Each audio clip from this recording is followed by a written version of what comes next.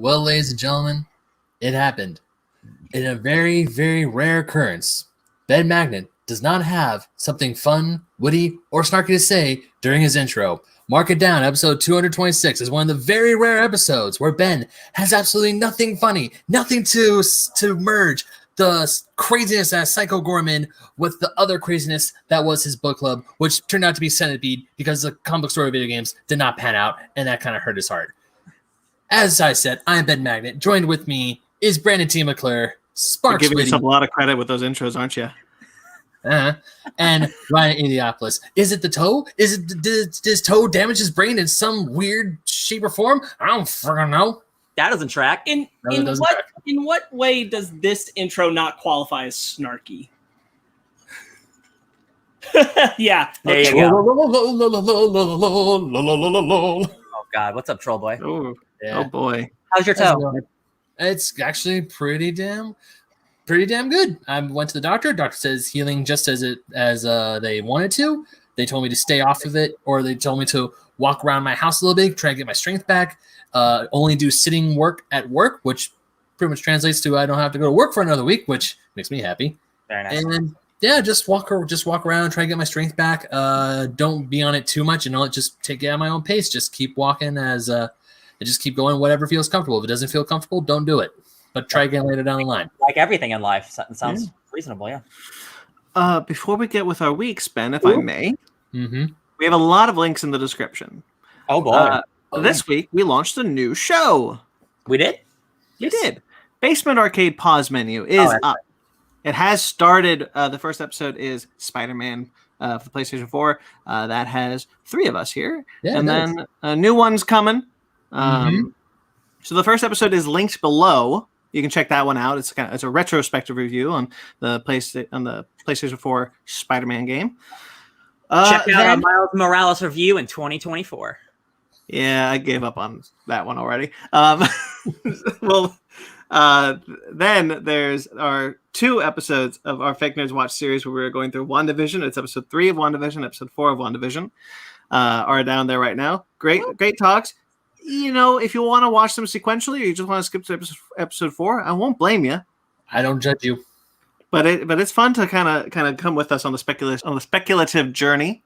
The speculation train. Then we have our Fake Nerd Book Club, Little Char and the Gang, is back. The Fake Nerd Book Club series is back complete with a new intro, like everything coming out this year, except for this show. That is up right now. We are going to be continuing with Little Char and the Gang. A little spoiler there. So check that out as well. That's it as far as what's on this network. So make sure to subscribe to this channel because we're bringing you a lot of content. We also have Ryan's latest Downright Annoyed. What's up? We skipped last week, but we're back this week talking about Kevin Smith's Dogma from 1999. Spoilers, I think it's pretty good. Religion's funny. Religion is funny, actually. Yeah. And then we have a Ben Magnet's article or review, I should say, of Ready Player 2. Yeah. I spoilers, it's a bad book. Yes. I don't think that was spoilers, buddy. Yeah. I'm pretty sure the second the internet got a hold of it, they're like, yo, this book is bad. Yeah. They definitely were. Yeah. Mm-hmm. So Ready Player 2 review down there. And another Ben. Ben, you were on Adults Talking Anime this week. I was, yeah. That episode actually dropped Friday. It dropped on Friday. Yep, Friday. Cool. Yeah. So all those links are in the description.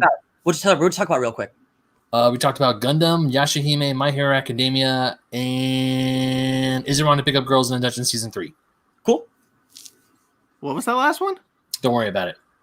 What do you think? Wait, Brandon, what do you think he said? Does a dungeon pick up girls? Okay. Was that close? You were close. No, you're close. You're close. All right, whatever. All those links are in the description below. I just want to acknowledge some things about what you just said. First off, Basement Arcade Pause Menu and Fake Nerd Book Club, when they went on this week, they both have new intros. I know you mentioned that. Thanks to Jeremy Vellucci for collaborating with me to make the music for those, to match the visual intros that I built. He's awesome.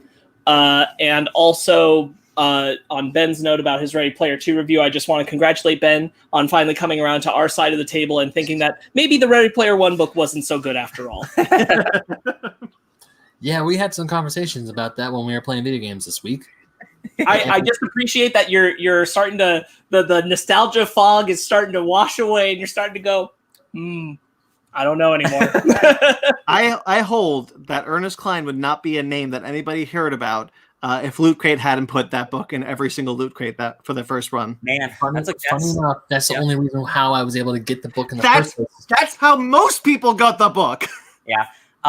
That's really funny because Loot Crate, when that happens, it kind of boosts sales for a book exponentially more than normal, because there was a Guardians of the Galaxy comic that came with Loot Crate. It was like a number 3, and it sold like 1 million copies. Everyone was like, "What? Nobody bought this comic. What's going on?" It's because it was in a Loot Crate, and I'm like, "Oh man, that's kind of bad sometimes." Orphan Black #1 was in a Loot Crate. That's pretty cool, though. I'm okay with good. I want to say there was a variant of Batman of the Endgame finale for Batman in one of the Loot Crates that I got, and there's another variant for Star Wars. It was the first. Was it Karen Gillan who wrote the first Star Wars run? When it was Aaron. It was Jason. It was Jason Aaron's Star Wars. Yeah, it was a special variant cover of Star Wars issue 2 with Han and Chewbacca. That was the variant for Loot Crate. Star Wars #1 is currently the highest selling comic of all time, I think, or at least #1, like the highest selling #1 after X-Men. It hit like 1 million, $1 million copies, and that's the first comic that hit 1 million copies in a while. And I was excited. Nice. Yeah.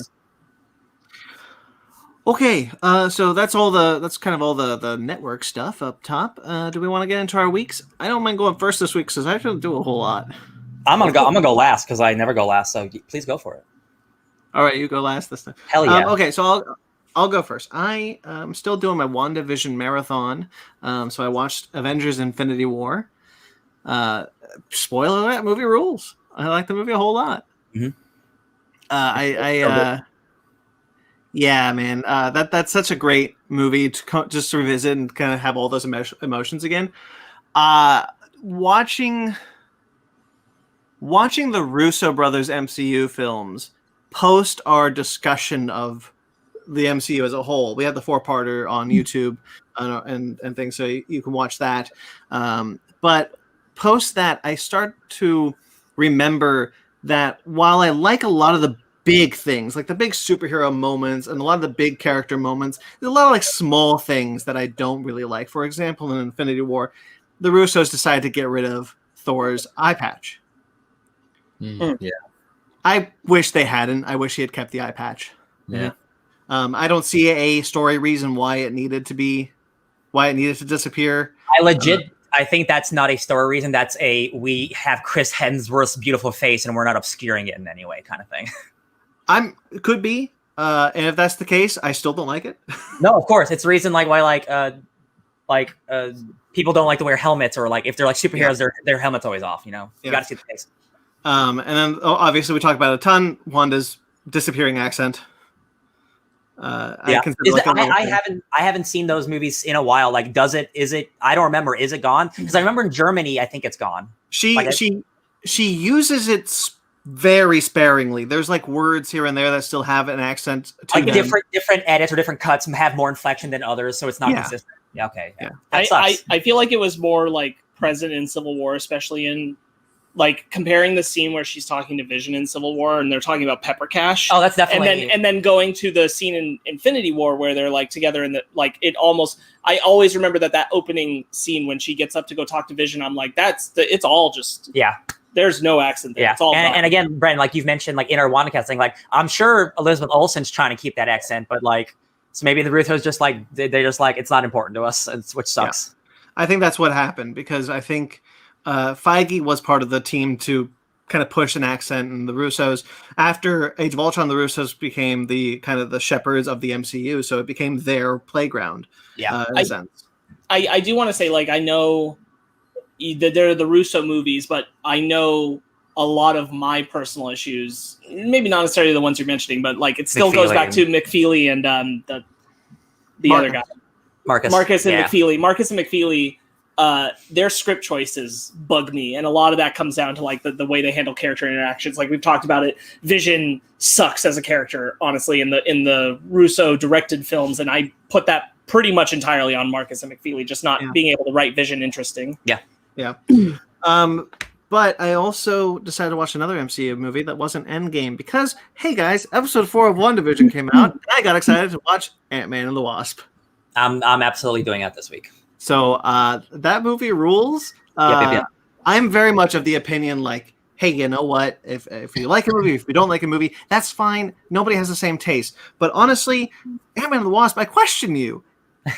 Why don't you like Ant-Man and the Wasp? They're even more than the first Ant-Man, which I think a good movie is more generic than the second one. A lot of people don't like that second movie. I'm just like, this is just a really charming movie. I don't get it. I just don't get it. It's hilarious. It's inventive. One of the most inventive in the MCU. It's got one of the most inventive car chases I've ever seen in a movie. Period. Oh yeah, a lot of heart. A lot of heart. I still feel like most people who say they don't like Ant-Man and the Wasp didn't actually watch it. Yeah. I feel like they didn't love the first Ant-Man and they just decided I'm going to pass on that one. I'm waiting for Endgame. I don't care about this side thing. And that's just the mentality they run with. I'm not saying like everybody who doesn't like it didn't watch it. That's not what I'm saying. But I am saying I feel like there are a lot of people who just like judged it. Didn't give it a chance. Without giving it a chance and said, nah, Ant-Man and the Wasp ain't good. Yeah. I'm like, I don't believe you. I don't believe you for a second. Man, I love all this Ant-Man talk, guys. I wonder whose book club it is next week. I love Ant-Man and the Wasp. I think that movie is wonderful. For me, top 10 MCU. Kind of like inch it up into my top 5. I'll be honest. It's my number 5. Like it's that movie. I love. Man, it's so good. Yeah, I adore that movie. But I found something very funny watching this movie. Now that the MCU has been postponed a year, and where everything's like coming out now, the actress who plays Cassie Lang didn't really need to be recast because she'd be the proper age by the time Ant-Man Quantumania comes around. That's true. Yeah, that's if they were going to recast her, they should have recast her back to the little girl. Yeah, and just have her be a little bit younger than normal, but she's still charming. Yeah, right. Yeah, like it's going to be like 5 or 6 years till that movie comes out anyway. True. I agree with you. I wish they just kept the talented little actress who played Cassie for the first 2 films. Oh, she's so good. I do think it was short-sighted to get rid of her. I totally get for the Endgame sequence because she is supposed to be 5 years older. I understand, but now that we were going to Quantumania, where that actress would have been the proper age anyway, I'm kind of like, you didn't have to. Yeah. Also, like pandemic ruins things. Like it's making these kind of decisions are hard. Yeah. I'm going through season 2 of Tangled. The series is Rapunzel's Tangled Adventure. They changed the title of the series in the second season to Rapunzel's Tangled Adventure. Still very charming. Still a wonderful addition to the Tangled franchise. Except I hate Shorty. Who's Shorty? Who is the drunk short guy from the movie with the beard, with the white beard? Got it. He's very funny in the movie, and he's funny in parts in the first season, but now he has somehow found his way into the adventure outside of Corona, and I have more times than not said, why the hell is he here? He does not add anything to the series anymore. He is not funny anymore. That shtick has worn out. Is he like the comic relief like throughout the whole thing? No, that's Lance. Oh, who was a better character. Oopsie poopsies. Sure. I'm so fed up with Shorty. Yeah. They introduced 3 new characters in the show. Cassandra, Lance. Lance is the guy who played Genie on Aladdin's Broadway. James Monroe Iglehart. Yeah, I like that. I like the guy. He's great. He plays like Flynn Rider's like childhood best friend. We talked about in the news a while ago, but he wrote a Spider-Man story for Marvel Comics Presents, and I still want to bring that. I'm trying to find the right way to bring that around to the book club because I don't think I want to tackle all of Marvel Comics Presents. Yeah, but I definitely want us to talk about. Issues. Yeah, that's what I'm trying to do is like find the right issues to bring to the table because I definitely want to talk about his Spider-Man story. Hell yeah, yeah. He's great. Cassandra's a great character. Pascal ends up dying a lot, not like dying, but like almost dying a lot, and I find that fascinating and weird, but charming. Like the music is really great. They introduced Hookfoot, who is Hookhand's brother, because they couldn't get what's his name from Everybody Loves Raymond. Oh God, Brad Garrett. Brad Garrett, yeah. They couldn't get him, so they replaced his character with his brother. What is he doing? I don't know. And he's too busy. They could get Mandy Moore and Zachary Levi, but Brad Garrett's like, sorry. Yo, can't maybe do the he's just table like, show. I hate this channel. So like all that's fine, but like Shorty has just worn it out, and I'm so sick of him. Sure. But I'm stuck with him anyway. The last two things I want to talk about are one of the latest Black Hammer comic books, Colonel Weird Cosmagog, which is just about Colonel Weird going through various moments of his timeline in a weird, crazy, cosmic 4-issue comic book that was a lot of fun to read. That ended this week, and that was the only comic book I read because of crushing depression issues. Only was able to read one comic book, and that was it. And I'm glad I did because I thought it was a great comic and a great ending. I love Black Hammer. I love everything in the Black Hammer universe, and Colonel Weird Cosmagog was no different. Excellent. Love it. And then I started and finished Jurassic World Camp Cretaceous Season 2. Sorry. I was gonna say 3 already. Season 2. Wow. It is not like the Fast and the Furious series, which has 4 seasons now. Oh my How'd God. that happen? It's only 3 episodes a season. Don't know how it got so fast, so far, so quickly. Furious. How did it get so furiously fast? Seriously? There's 4 seasons of that show up there? Yeah, the 4 seasons coming, yeah. Anyway, so Jurassic World Camp Cretaceous, the second season I found to be a lot stronger because it's no longer kind of beholden to what happened on the park during Jurassic World. We're now after Jurassic World with these kids stuck on the island dealing with dinosaurs and surviving. We get some character development. But we're introduced to 3 new characters played by Bradley Whitford, Stephanie Beatrice, and I don't know the third actor. But they're really great new characters who are dinosaur poachers or just poachers who come to the island to poach the dinosaurs before they figure out what to do with the island. They talk a bit about the politics about what's happening between Jurassic World and Fallen Kingdom. Okay. The big gruff dude you end up caring for in 2 episodes, and I find it to be one of the strongest character arcs I've ever seen in a kids' TV series. Maybe in a TV series in general. Wow. Just 2 episodes, he goes from a character who you really just don't want to like and can't like to like a character you're sad just died. Well, that's good. Good for them. And then Bradley Whitford and Stephanie Beatrice die off screen in very gruesome ways, and I was very shocked that they went that direction for a kids show. Shocked and happy they did, because I'm like, you're dealing with dinosaurs. Like I don't need to see it, but like someone should die. You're gonna bring in you got to bring in some adult characters because you ain't gonna kill kids. So. Exactly right. Yeah. No, you're not. That Though they wanted you to believe they did in the first season. But they didn't. No, they didn't. And they won't. They had a cute little. He has a cute little Ankylosaurus, who is now a cute adult Ankylosaurus. I just want a Jurassic Park movie brave enough to kill a kid. What, like Lex or Tim? No, like that's fine, but like one of the brothers from Jurassic World could have bitten it. Yeah. Yeah, sure. For sure. Like, come on. Either one, they're interchangeable. From Jurassic Park 3, how tragic would Jurassic Park 3 be if they gone through all the effort, they're almost off the island, but the kid's the one person from the party that doesn't make it. That would be sick. Jurassic World 3 doesn't even follow through with its only significant death.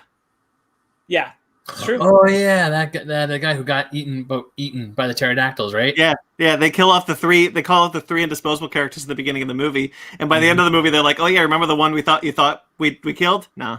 Oh, the guy who got like taken in the birdcage? Let me tell you, I don't know if everybody would like Jurassic Park 3 if they'd killed the kid, but everybody would talk about it. Oh yeah, all the time. Hundo. That's all I did this week.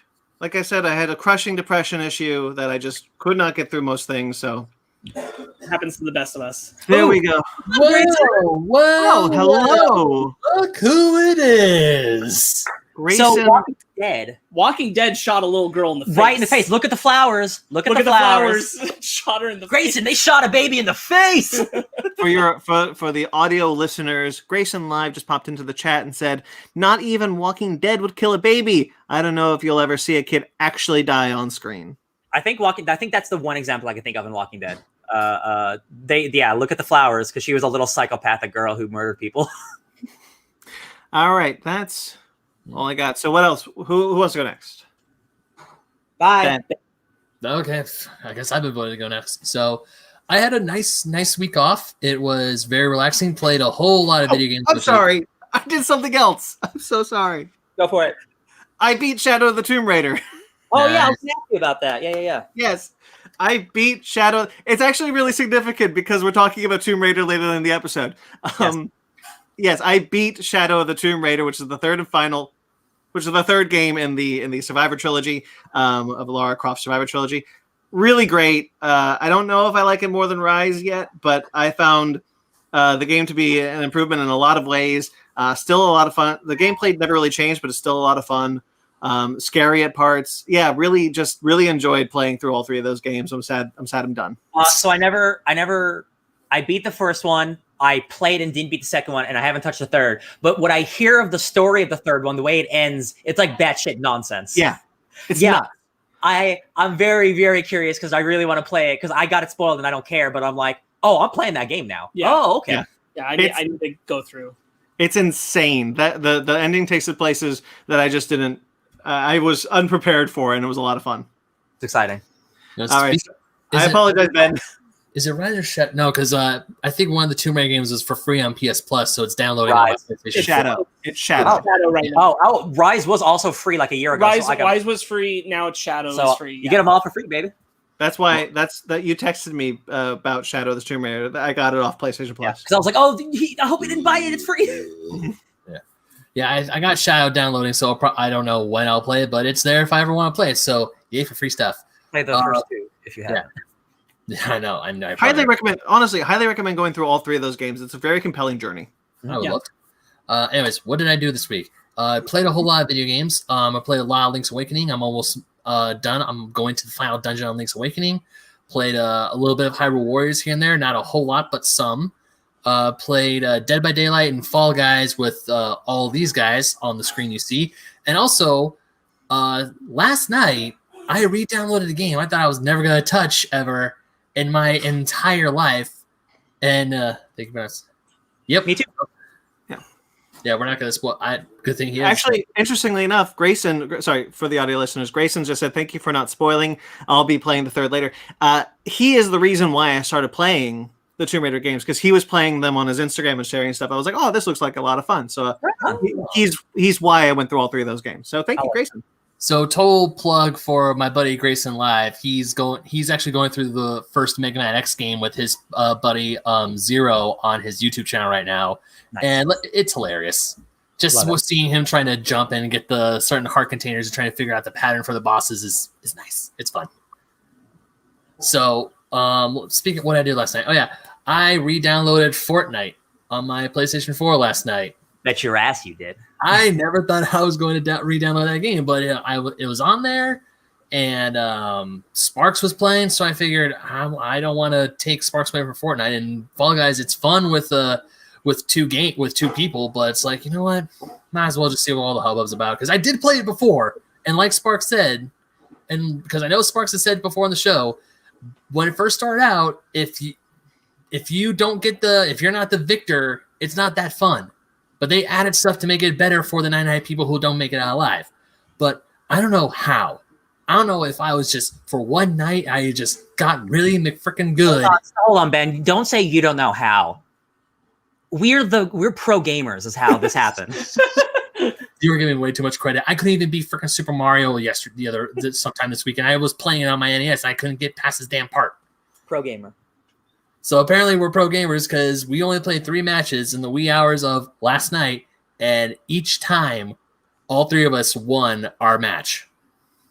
Yeah, we're the best. We're going into esports soon. We worked like a team, and it paid off. It felt like we were like a tactical SWAT team. It was awesome. We really wrecked some people. Yeah, we did.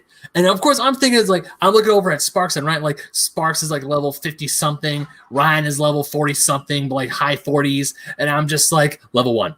Well, you just started. That's how it's gonna be. Yeah, and that's not a comment on skill. That's just how much time I put into the thing. Yeah. Yeah.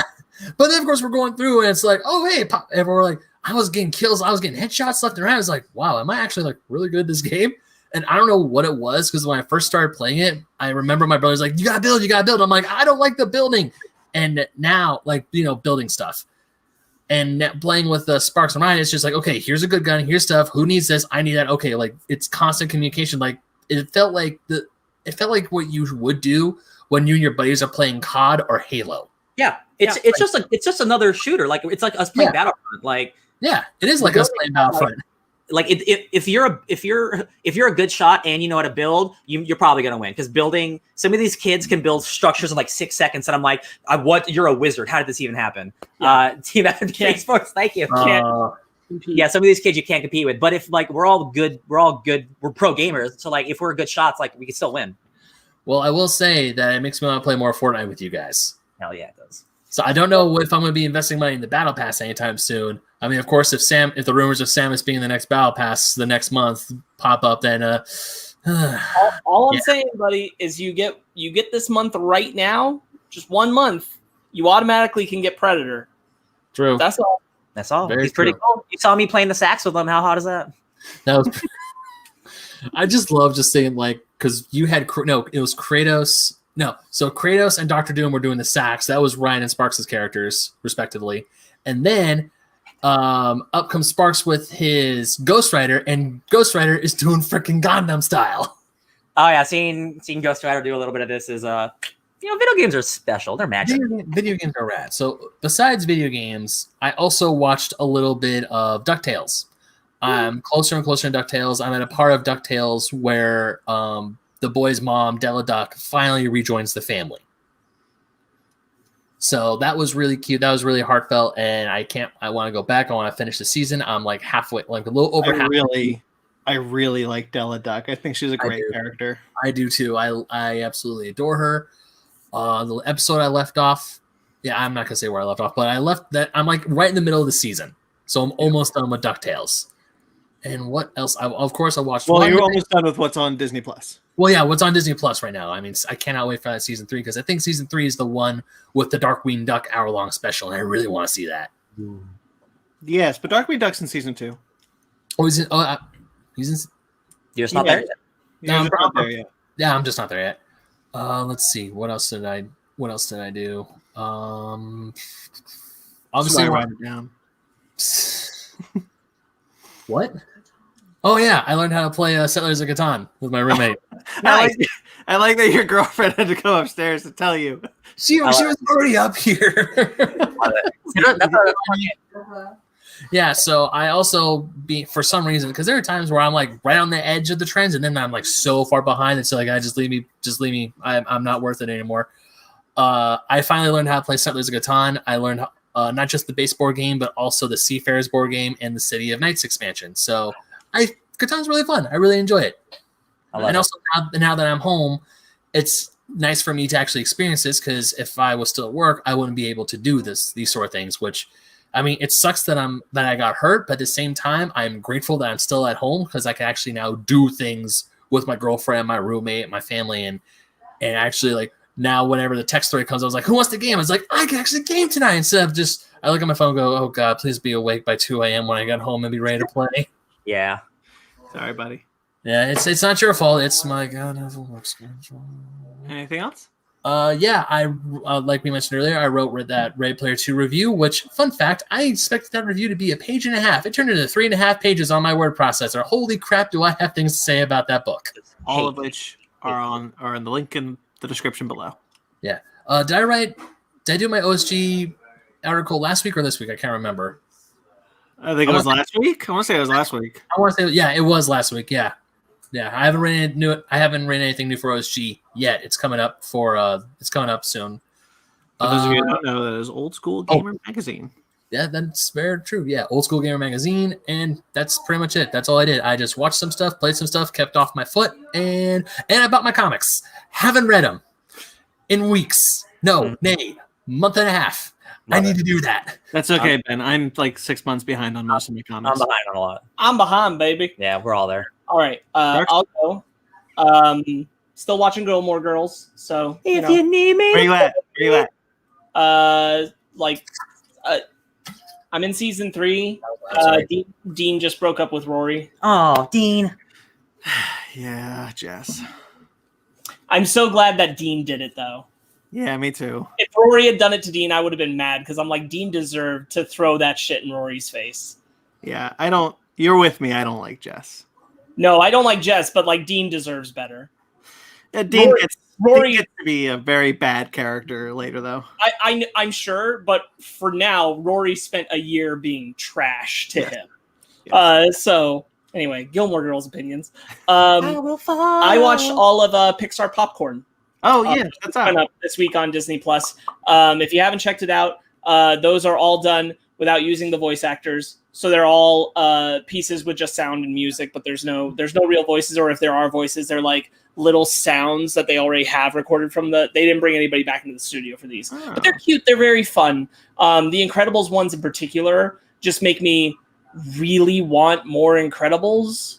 Not that I don't kind of sit in that zone all the time anyway, but it continues to show me like there's still like they don't even introduce any new characters or anything. It's just about the family still. But I'm like, there's still just so much room to play with this world of the Incredibles. And I feel like we've more or less done everything we need to do with pretty much every other Pixar property that you're going to see in Pixar Popcorn. I don't feel like I need another movie in any of those necessarily. But the Incredibles is the one where I'm sitting there and I'm going, no, I could go for another movie. I could go for another Incredibles for sure. Absolutely. Yeah. But they have some stuff from Cars. The Cars ones are fun. I think Cars Future, mostly as shorts, is a great idea. I get the appeal of that world. I'm especially more fond of it after Cars 3. So I think that's fun. Coco had a really cute one. That's just about like people in the land of the dead. That was really fun. Again, like I'm just like this is nice for this. This is just a nice little like these are fun ideas that they just were like we can do this in about 2 minutes or whatever. Dory has a good one. The Toy Story one is good. They're just nice to visit. They're very brief. You can get through them very quickly. But again, those Incredibles ones were both standouts for me.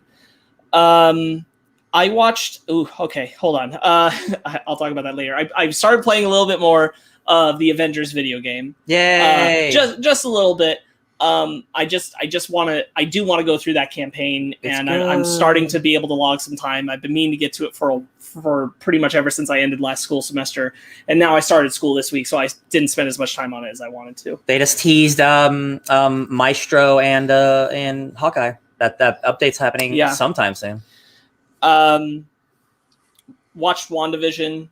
We talked about it. You can check it out. That episode is up. It's live now. Episode 4. Speculation Vision. We had a great time talking about it. Really love it. You can hear those thoughts there.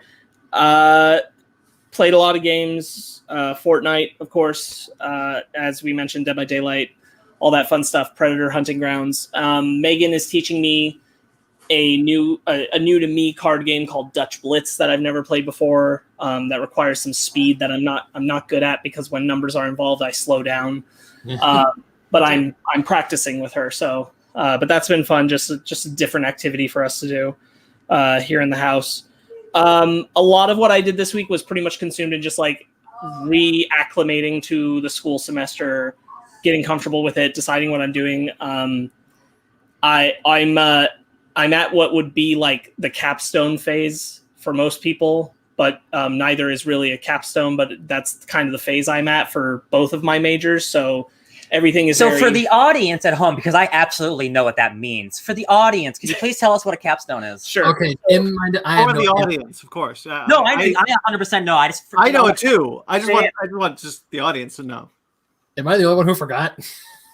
Okay. Ben, none of us know. I know. So it's basically everything I'm doing in all of my classes are based around either building several medium-sized projects or building the whole semester to one large project. Got it. Okay. And that's more or less what it is. Or it's in the case of the editing, it's very medium projects building to be one large project. Gotcha. So that's the phase I'm at. So it's not as much essays as it was last semester. Now it's all going to be like just spending a lot of time over the semester, constantly contributing into this one like big research paper or this one big editing video idea. Thesis. Yeah, exactly. Or this producer's book. All these things that I'm doing. So, yeah, that's basically. Nobody knows. Yeah, for audio listeners, Grayson Live just said, "I do not know what capstone is. Please tell me." You live in the bubble. You kind of like forget. Yeah. But yeah, so everything's just super project based is all. Because I'm technically in my last semester, though I won't be graduating at the end of this because I still have an internship that I have to do to graduate. But that's where I'm at. So it's going to be a kind of weird semester, and I had to really get acquainted with all that. So that took a lot of my focus. So I didn't have time to really think about how much reading I was doing. So I did do some reading. Finished the Brian Wood Star Wars, read a couple of other little Star Wars bits. I'm still reading Ken's book, listening to Force Center, things like that. I didn't post about any of that on Instagram, where I've been trying to post my readings. I'll probably do that soon, so you can catch up on what I'm reading there. So the last thing I want to talk about is this thing on Hulu called In and of Itself. In and of Itself is about an hour and 40 minutes. It is filmed on many occasions. This guy went to New York and he's like a mentalist, and he put on a conceptual art show that's also kind of a one-man monologue about his life. That's also a magic show. That's also, it is hard to describe. I truly don't want to tell you much about it. It's worth watching, though. It came on my radar through many different sources, both people who I admire who are typing about it on Twitter, actors I know who have been telling me about it. It's drawing a lot of attention from a lot of people, so I'm now sharing it to you guys, to the audience. Set aside some time, watch In and of Itself on Hulu. It is a fascinating little show. He performed the exact same show 525 times, and they have the recordings of it. There's different reactions from the audience, and a few of them you'll see some famous faces in there, like Tim Gunn are in the audience every once in a while. There are others. Bless you. Thank you. Zutate. I will only tell you this fact about it, which is that when the audience goes to attend this show, there is a big, big wall of cards, and they say, I am, and then they have a description, and it can be like, I am an optimist, I am a best friend, I am a brother, I am a nobody, all these kind of things, and you rip off the bottom of the I am card, and when you walk into the theater, you put it in a stack, and he has the stack. And I'm not going to tell you what he does with that stack, but there is an interpersonal story that he weaves through it that is the most unique audience connection live performance thing I've ever seen. Nice. So I recommend watching it. I don't want to say any more about it. There's some cool magic to it. Check it out. I love it. And go in as blind as possible. You can watch don't wear my glasses? No, I mean, you can watch the trailer for it if you're not sold on what I said, but I don't recommend it. It didn't ruin anything for me, but if I could have done it again, I would have just gone off the word of mouth of people who told me you really should watch this rather than watching the trailer. Word. But I was trying to quickly convey to Megan that this might be something she wanted to watch too. And the trailer did do that, but if I could have avoided it, I would have. Absolutely. Sure. All right. That's me. That's it. You? All right. I didn't do that much this week. I'm probably going to be talking about this for the next several months. Me watching Critical Role and me working on my own RPG. So that's going to be taking up most of my time, because if you guys don't know what Critical Role is, we read actually the comic of Critical Role a couple months ago. We did. Critical Role is a live Dungeons and Dragons session with all the most famous voice actors on the planet. Every episode's 3 to 5 hours long, and they have hundreds and hundreds of episodes. So there's literally no way I could ever catch up, and that's exciting for someone who just wants to put it on and listen to it. So I can listen to it at work, and I can watch the video of it if I want to. But Ben, you know how dope it is. No, Critical Role is how I actually got through a lot of my really bad and really long shifts at work, because I just put it on, and when an episode would be done, it'd be time for my lunch, or it'd be time for one of my breaks, and it'd be something really nice and fun to listen to. Mm-hmm. Only problem I have with it now is that when I want to go, there's a specific episode I want to go back and listen to that I really enjoyed, but as I try to go back on iTunes, it won't let me. Oh yeah, they have a problem with their feed. Yeah, I just have to sometimes watch it on like older ones I have to watch like on YouTube specifically, but it's not too big of a problem. But yeah, man, just like being a dungeon master, you know, you have to like you're keeping track of so many things, and you're trying to weave a narrative while also being like the game programmer. And trying to figure out how to manage that and how to make sure everything's level and make everything make sense and have like not these creatures be too overpowered, like lots of balancing, and it's lots of fun and it's really hard. I'm just having a lot of fun doing that. In my research of doing that, I've been trying to play a bunch of different RPGs just to get a sense of what other people do, just so I can kind of create my own unique thing. I started playing this game called BattleTech. And BattleTech is a video game based off of a tabletop RPG where you play as mechs and you move stuff on a board, but they turned it into a tactics RPG like Final Fantasy Tactics or XCOM. So, you know, you're moving your character and you pick what kind of abilities and attacks and stuff like that. And that's been a lot of fun. That takes place in the year 3000, and it's a giant intergalactic story about how this empire that's it's not an evil empire, but it's an empire that like it's not doing well financially, and the king is dead and the princess is getting moved up to be the queen, and there's an insurrection because a bunch of people don't like her. So it's kind of like a civil war with a bunch of mechs. It's my shit. I'm really into it. It's really fun. It's really hard. And I love hard games, but tactical games that are hard are not as fun as like Bloodborne games that are hard. Cause you get right back into Bloodborne. If you don't have any money, you can't do shit. So it's really hard, but that's what makes it fun. And that's what makes it tactical. And like, you have to actually like, you have to be careful of the way you spend money. And that's, it's really fun. So tiny little tangent. You mentioned tactics games, especially when they're hard, they're really hard to get back into. Final Fantasy Tactics, the original PlayStation one, which is in my drawer, funny enough. That's not my first foray. It was Tactics Advance, which is a little easier. And for me, I loved it. Years later, even as an adult, I tried playing Tactics, the original PlayStation one. At first, I thought, oh man, this is awesome. I got to level 3, kept getting my ass kicked. I'm like, well, this is bullshit. None of my characters are strong enough to fight this. How can I win? I can't win. And I'm only 3 missions in. How is this real? You gotta get good. We gotta get good. No, you gotta go back and grind. That's what you need to do.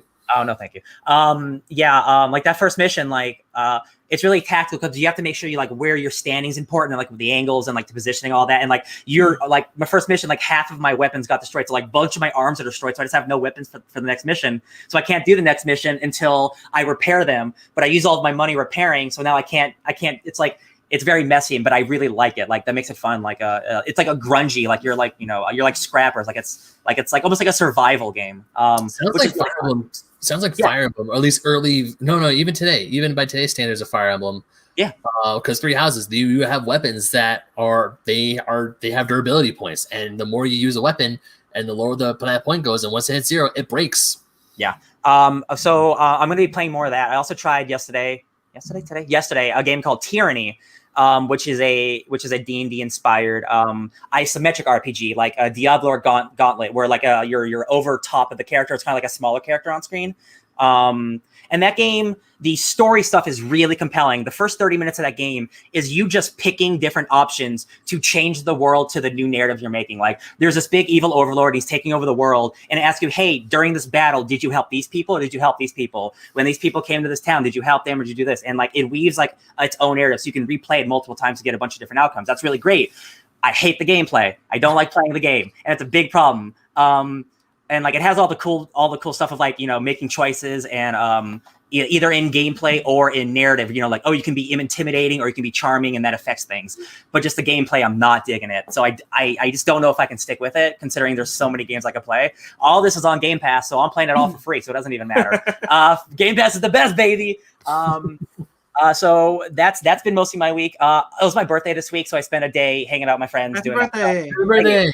Hey, by the way, go to the comic book store. Happy birthday. I love you. I will. I can't go tomorrow because it's closed. But whenever you can. Happy birthday. I love you.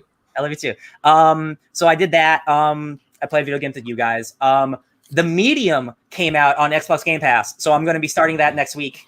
Or maybe tomorrow. I don't know. Depends how tired I am after work. But I didn't know. I forgot that game was coming for free. And apparently that game's like Silent Hill, and people seem to really like it. Yeah, I've heard a lot about that game. I was actually going to ask, do we Basement Arcade? Oh, maybe.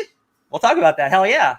Maybe new spooky Silent Hill game coming soon. But it looks really cool. It's getting a lot of good reviews. I completely forgot. It came out on my birthday, and I'm like, oh, cool. It's free. And then that's it, baby. I think that's it. All right. Well, if that'll be it, then why don't we get into our bread and butter? BB.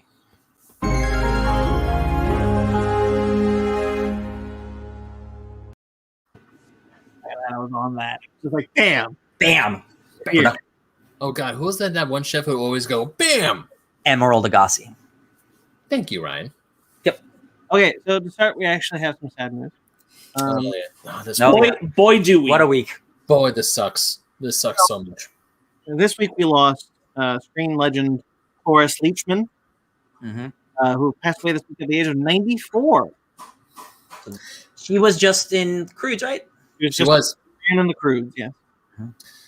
I have a tiny little story about Cloris Leachman. It's a good one. So way back in 2009, I was at the Rose Parade, and one of my friends I went with, her dad had a Trojan costume because the USC Trojans were playing the Penn State Nittany Lions in the Rose Bowl game that day.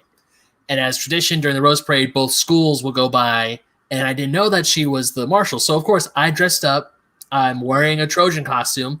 And when Cloris Leachman comes by in her on her float, she looks right at me, points and laughs and says, "That is awesome. You go, young man. Fight on. You go." And I was like, "Oh my God, she knows me."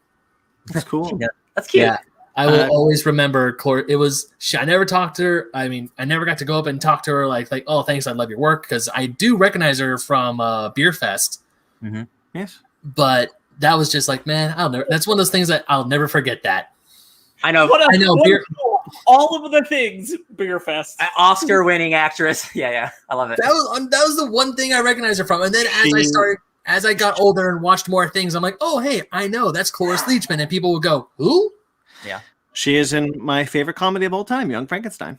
Yeah, first time I saw that, I was just like, what a knockout. I still will recommend for many reasons, but Cloris Leachman is a big one. Raising Hope. It's a fantastic show to go through. Yeah.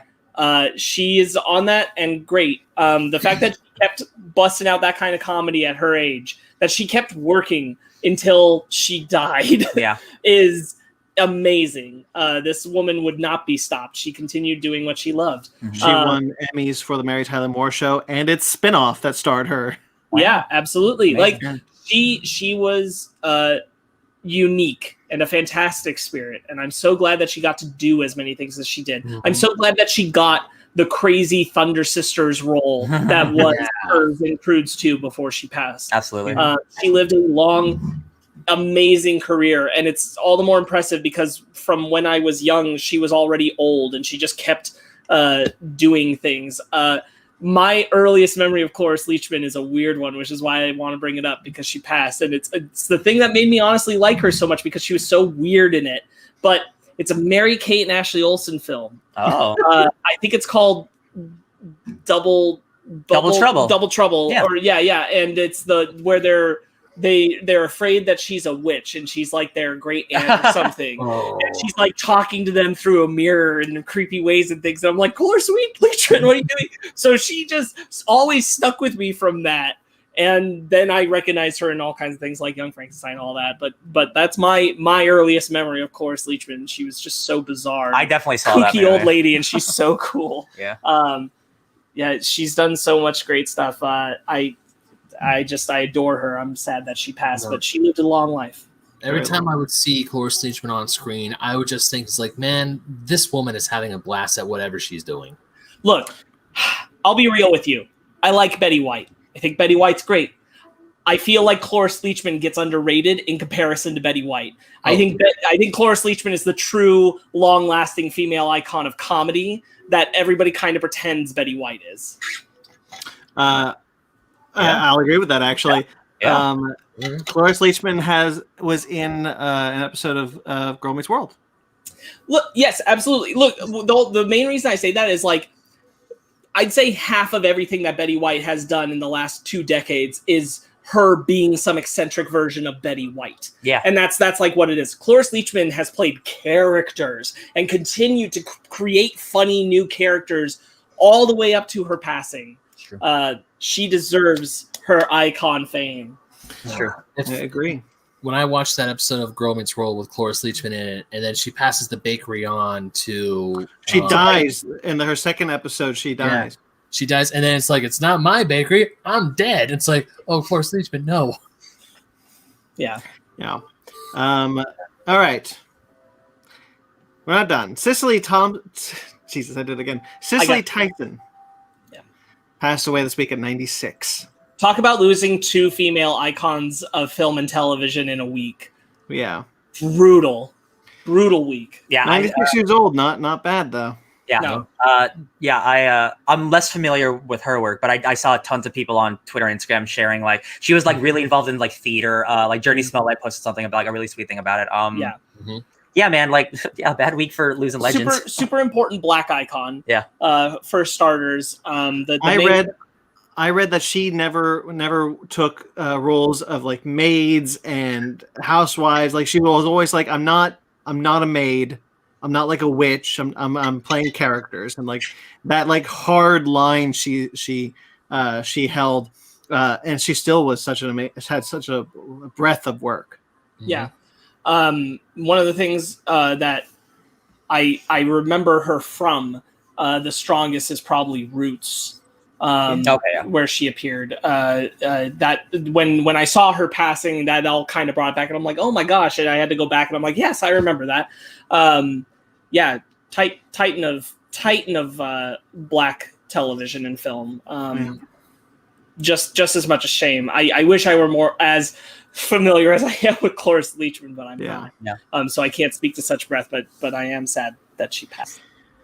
And then finally, Jeanette Mouse passed away this week at the age of 39 after this is crazy. After an 8-month battle with colon cancer, she suffered from Crohn's disease for many years, and she had COVID last year. That's a bad recipe. Yeah. This one, for those of you who don't know, she is one of the witches in Resident Evil Village. She does the voice capture and the motion capture for one of the witches in Resident Evil 8 and various other Capcom things. Like she's relatively kind of she's been working for a while, but this is like her most profile video game thing. She was becoming bigger, but she was so young. Yeah. Especially since the game's not out yet, but I mean, just to hear that she was 39. Yeah, that's really young, and just to hear how she passed away, just too young. Yeah, way too young, and just sad. I mean, partially. I mean, well, I know if I do play Resident Evil 8, which let's be honest, I probably will now. Once I get to the, I see her character that she voiced, and like, and I can't wait, but also it's sad. By her. Like, I can't wait to get my blood drained by her vampire lady. I can't wait. It's sad. Yeah, it's too bad. Lost some tragic people. Yeah. This week. Okay. Moving on to some more happy news. I'll be honest, this is not my best work as far as the news goes. But here we go. We're going to talk about Tomb Raider now. Wait a minute, Brandon. Are you telling me you're the person who makes the news every week? No, yes. No, it's not my best work as far as our rundown goes. I could have structured it better. Gotcha. But we're talking about Tomb Raider now. Tomb Raider had a big week. Wild week. I'm going to start here, even though this was kind of the last thing that came out. Crystal Dynamics has said they are working on a fourth game, a fourth Tomb Raider game that will seek to unify, they use that word specifically, the original continuity and the new continuity, the survival trilogy. They're years away from announcement, but it was kind of nice after finishing the game to be like, oh, good, I have another one to look forward to eventually. So you know what what I immediately think is going to be happening here? Yeah, is that they're just going to remake that first game, with their Lara Croft. Yeah, with their Lara Croft, because that game, everyone's like, where's the dinosaurs at? I'm like, it's Lara Croft 1. Play Lara Croft. Play the first Tomb Raider game. There's dinosaurs in that game, you guys. I think with how crazy those games progressively get, the newer games, you can absolutely you can remake that first game with the beautiful graphics of the PS5 and well-realized Lara Croft that wasn't there in that first game, and make all that stuff even better. Like, that seems like the smart thing to do, really. Yeah. I really like this Lara Croft, and so if they are going to continue with her and do that, I'm on board. Hell yeah. Yeah, I think that specifically like with the success of the Resident Evil games, and there's how many remakes are coming out, like the Final Fantasy VII remake. Like, you can make those games again and make them better than they were before. And I'm just like, I would kill to play that first game again and not have it look like a piece of shit. They did. To be fair, they did change the continuity in the Survival trilogy slightly, so they'd have to change it up again for the new. Well, of course, but like that first game, she's already established as the Tomb Raider. Like, it could just be a new adventure starting with that first game again. Yeah. I'd be down. You know what? Yeah, I'd be down for a brand new Tomb Raider. Never Or played. remade Tomb Raider Yeah. 1. I was like, you got 3 games, man. There you go. They're good games. Oh, Yeah. I'm on board. I'm hopeful. All right. Then we heard Ben Wheatley was writing and directing Tomb Raider 2, the Alicia Vikander sequel. Now he's left, no Right. reason given. And Misha Green, who is the showrunner and writer and the director of the first episode of Lovecraft Country. Woo! And also the showrunner of Underground. Real quickly on Lara Croft, Grayson Live says, absolutely give me the same spirit of these new ones without the polygons and keep the sexualization out of it all with the overly large polygons, and I'm down. Yeah, me too. You get it, Grayson. Yeah. You get it. So yes, Misha Green will write and direct the new Tomb Raider movie. This is trading up in a big way. Yeah. I'm so happy that it's a lady. I'm so happy that that lady is Misha Green. Yeah. I'm so happy that she's not only writing, but she's directing as well. Oh, yeah. I think this is a great venture for her. I think that movie's probably going to kick a lot of ass now. And She also tweeted, I can't tell if Rise or Shadow are my favorite of the two, but I'm super excited to do one. Oh, it's amazing. Yeah, this is really cool, man. Like, we all like that first movie. Like, it's not like groundbreaking or anything, but it's a pretty fun adventure movie. it is, yeah. And like they announced a sequel, but like, you know, with how things are, like we weren't sure if it was going to happen. It's happening. We just got to wait for her to have that baby. And Alicia Vikander always deserved to come back as Lara Croft because She's she was good. great. Yeah. I'm so happy Misha Green is at the helm of this. I have so like my excitement and belief and faith in this has skyrocketed ever since she's attached. Do they make it supernatural? Because it wasn't in the first one. Now that it's Misha Green says yes. Yeah, baby, give me weird monsters. Now that Misha Green is attached, I'm sure they're going to bring in the supernatural elements that was missing from that first movie. Yeah, her being attached just makes me super excited. She's gonna be like, we're gonna make this weird. I don't care how we make it weird. We're making it weird. It does kind of suck that like when a woman does anything in the nerd realm, she has to like prove herself. So her first tweet was saying like what her favorite Tomb Raider games are, saying that she's played them for years. It sucks that that you don't get that from a guy, but you have to get that from a girl being like, hey, don't worry guys, I played these games. Yeah. But the fact that she didn't, it wouldn't matter. She's a dope director. Yeah. But the fact that she did play Rise and Shadow, she did play the Survivor trilogy, which these new movies are based. It does make me excited that we're going to see some of that Rise of the Tomb Raider or Shadow of the Tomb Raider storyline show up in the movie. Man, I might just start Rise of the Tomb Raider now. This is getting me excited. Yeah, man, I got it for free. I never played it. I never beat it. Yes, that is not the only Tomb Raider news, though. We still got one more.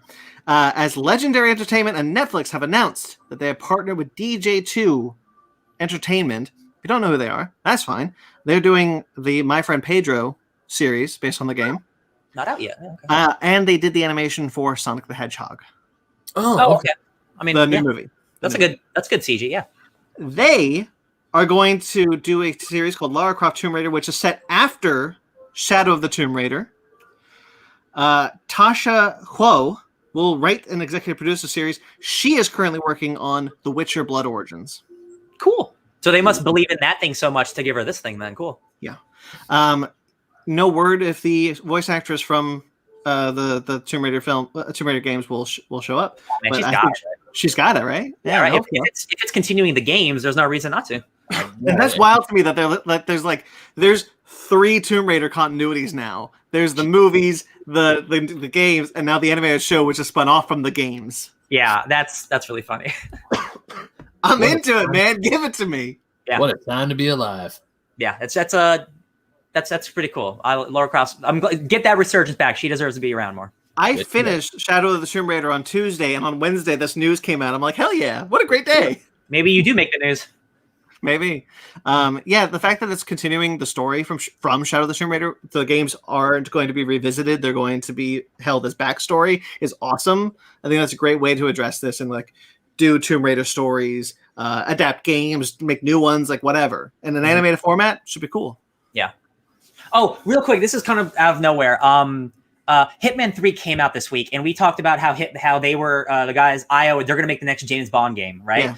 Hitman 3 Some people like it and some people not like it less for this reason. But Hitman 3 is a much more narratively focused open world like sandbox game. And some of the shit that they're doing in there, like, oh my God, these guys are going to make the best James Bond ever. Like the first mission, it's like you're literally like parachuting onto the tallest building in Dubai, and then you take off the parachute and you're into a tux, and then you're just into a party. And I'm like, that's fun. Other efforts, James Bond, baby. So like, it makes me really excited. Like all this cool stuff's happening. I love it. Hitman was their audition. For real, it was. Yeah. Okay, that was not the only animated series that was announced, as now we're into a bunch of TV show news. That's not the only animated series that was announced. The same day, Netflix announced they have partnered with Legendary Entertainment again with Powerhouse Animation, the animation studio behind Castlevania and Blood of Zeus. Nice. To do an anime series specifically called Skull Island, about a shipwrecked crew, an island of monsters, and one king to rule them all. What? So this will be an official anime entry into the MonsterVerse. Do we have a time period? I assume prequel, but I don't know. I assume like between Kong, Skull Island, and Godzilla. Sorry, that's what I meant. Yeah, would it be like? Yeah, would it be before that? Would it be? Gotcha. Yeah, it would be after Kong Skull Island. Yeah. I mean, I don't. It could be. We don't know how Godzilla versus Kong ends. It could be after. Yeah, that's dope. I didn't know this was happening. That's amazing. Yeah. The fact that they were like, this is MonsterVerse. This is continuing the MonsterVerse. Beautiful. It's nice to know that the MonsterVerse will have something more. Yeah. Even if Godzilla versus Kong is the end film. Nice. That makes me real excited, man. That is such a good production team. Yeah, Powerhouse rules. And it's going to be, so it probably might be a little bit more adult than the MonsterVerse, but they might have to tone it down. Who knows? I think it would I think it could be completely gory, violent, like. But it's like so cool to see. Like we're going to get more about what kind of creatures are on Skull Island. Seeing Kong in animation would be really fun. It depends, because like if you still want the MonsterVerse to go and you want kids to be able to watch, like you want young adults to be able to watch the MonsterVerse show, if you want to keep the MonsterVerse going, because you want them to be able to watch it and then go see another movie related to it. That's true. I imagine it'll be PG-13. I don't think they'll make a kids. I don't think it'll look like Primal. I'll say that. Well, yeah. Here's my thing. Powerhouse. After watching all of the seasons of Castlevania, I haven't gotten to Blood of Zeus yet. But from what I've seen, I am so stoked, because this is the type of giant monster fights that we thought we were going to get when the Netflix Godzilla movies were announced, and we never got. I am down to see some King Kong beating the ever-loving crap out of some skull crawlers in beautiful animation. I am here for it. You know what I was also thinking is that if Toho doesn't want to go forward with the Godzilla license to Legendary and Warner Brothers, they could pull it, or it could lapse. Who knows? The MonsterVerse could continue with Kong. Like it's our property. It's true. That's true. So the MonsterVerse could just live on. We'll just have to never mention Godzilla again, like he's Betty Ross. Seriously. But that's cool. And a lot of people are saying like they should just do a Monarch series, which this could be. These could be Monarch people stranded, so who knows?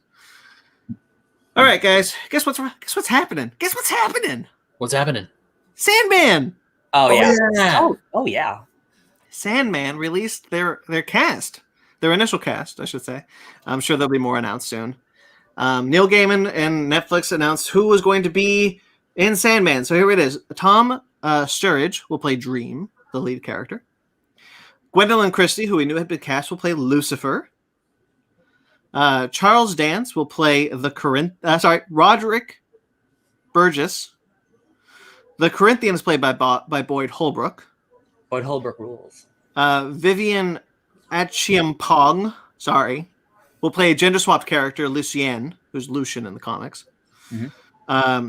Sanjeev Bhaskar and Asim Chaudhry will play Cain and Abel, respectively. That's cool. Yeah, man. I haven't read Sandman in a while. I just picked up a volume 1 like a while ago. I can't believe it's happening. Poor Joseph Gordon-Levitt tried to get that thing off the ground for years. Then they had to drop it. Now it's on Netflix. But this project has been in development hell for so long, like 20 years. I feel like, this is dope, man. Sandman is really not just one of the best comics, but like one of like the deepest and most surreal. And it's one of those that's like almost unfilmable. Like it's about the concepts of death and like life. And I'm like, they're doing it. Cool. Never forget that Supernatural is born out of Eric Kripke going, I want to do Sandman, and then being like, no. And he's like, all right, well, I'm going to make something that's kind of like Sandman, I think. Louise. And that was Supernatural. Yeah. Okay. Yes. Yeah. Wow. All right, Eric. You remember when Eric Kripke, when he left Supernatural and was announced he's going to do a Dead Man TV series? Oh, yeah. That would work. Yeah. Neil Gaiman is obviously executive producing the series with Alan Heinberg and David Goyer. Sweet. Alan Heinberg is also serving as showrunner. Bro, that's so good. He's the dopest. Tom Sturridge's great choice for Dream. Yeah, I'm really pumped about this whole cast. Yeah. I think this whole setup is great. I can't wait to see Gwendolyn Christie be like super evil. The first woman to play Lucifer. It's the first woman to play Lucifer. Okay, so you read who's read Sandman? Ryan's read Sandman, right? I haven't read it in a long time. Do you remember Lucifer? No. Lucifer is currently airing on Netflix. Yeah, I was gonna say I remember Lucifer, the other Lucifer. Here, the Constantine Lucifer is similar, I feel. Okay. What's his name? Who played Lucifer in Constantine? The guy we know. Peter Stormare. I know it. Peter Stormare. Peter Stormare. Yes. Okay. He's good. Yeah. Okay. All right. Related, the Audible series that Sandman just recently put out will be getting 2 new seasons. Cool. So a lot of Sandman out right now. People like it. Top book. All right. Speaking of The Witcher Blood Origin, Jodie Turner-Smith Kind of. has, up there. I know. I got you. Up, like it's scrolling, like you're scrolling the video. I understand. Okay. The Witcher Blood Origin cast Jodie Turner-Smith as an elite warrior blessed with the voice of a goddess who has left her clan and position as Queen's Guardian to follow her heart as a nomadic musician. A grand reckoning on the continent forces her to return to the way of the blade in her quest for vengeance and redemption. I'm into it. Yeah. This is the show that's going to be set 1,200 years before The Witcher. I was gonna say, I don't know who that character is, so it's cool. Apparently, this timeline has never been explored in The Witcher books or games. Cool. I'm into Uncharted territory. The Witcher High Republic. There you go. Yeah, for real though. Yeah, it sounds really cool. The show synopsis basically talks about how the world of elves and monsters hasn't been split yet from men, and so it's all I'm excited. One combobulated mess. There's an anime movie coming out for The Witcher too. The Witcher rules, guys. It does. Okay, Ryan, you like Vikings? I was heavy into Vikings for about 6 weeks. Yes. Okay, well, get ready to go back. I'm so excited for this. With Vikings Valhalla, which is going to be a spiritual successor to the TV show Vikings on a History Channel. The series takes place around 100 years after the events of the History Channel series and features legendary historical figures such as Norse explorer Leif Erikson and the Danish king Canute. Canute. Yep. Love it. Canute's, yeah. I haven't finished Vikings, but all those characters are dope. Give me all of their grandsons and shit. I'm into it. The cast has been announced with a lot of people that I cannot. Don't even. they're all European Nordish actors and stuff. Don't even. Yeah, I'm not. They're all great. Can't wait. A lot of great actors. A lot of people in the show. Yeah. Vikings creator Michael Hurst will serve as an executive producer alongside showrunner and lead writer Jeb Stewart, who wrote Die Hard and The Fugitive. That's nice. I'm excited. That's cool. Yeah. Speaking of Michael Hurst, though, he is developing a TV series based on the recently made public domain story, The Great Gatsby. I was wondering who was going to be the first to get it. Yeah, me too, actually. He will be producing a mini-series based on the book from A&E Studios and ITV Studios America. Does not have a network yet, but he's doing it. Good for him. So that's why I was at Barnes & Noble the other day and I saw a poster for Nick. It was before The Great Gatsby. I'm like, that's weird. Yeah. Public domain, baby. Public domain now. How many people were waiting on those Great Gatsby fan books? That book rules. I really like that book. I think that was like my favorite that I read throughout all high school. That when they forced us to read books for class, that was my favorite one. I could give. I saw the Robert Redford Great Gatsby movie. That movie rules. I don't need another one. I don't need the Leonardo DiCaprio one. I don't give a shit about another Great Gatsby adaptation unless it's something stupid like sci-fi or like 100 years in the past or like some like the Great Gatsby. I don't need another. I don't need an A&E drama that's 12 seasons. Just give me something that's like Great Gatsby in 2580. Well, it's a miniseries, to be fair. I don't want it. I don't need it. Oh my god! Like Sherlock Holmes in the 22nd century. Like Great Gatsby is de-thawed in the 25th century. I will kind of agree that I think Great Gatsby is a good book, but I don't think that we need to wring it out like you're trying to get all the water out of a rag into a miniseries. It's a book that's translated just fine into a film. Yeah. There's not so much that you have to just expand into a miniseries. It's not necessary. Seth Grahame-Smith will write like a Pride and Prejudice and Zombies version, like the Great Gatsby, but with like gargoyles or some shit. The Great Gargoyles. Yeah. Seth Grahame-Smith, if you're watching. What are you doing? What are you doing? What happened? You were directing the Flash movie and you got taken off. What happened, bro? Great Goblin. Okay, Goblies. Okay, Game of Thrones. HBO still wants you to remember that Game of Thrones is a thing. Mm-hmm. HBO Max is apparently in the early stages of developing an animated series. That's all there is. Okay. Cool. Just another announcement. Another log on that Game of Thrones fire, I guess. Yeah.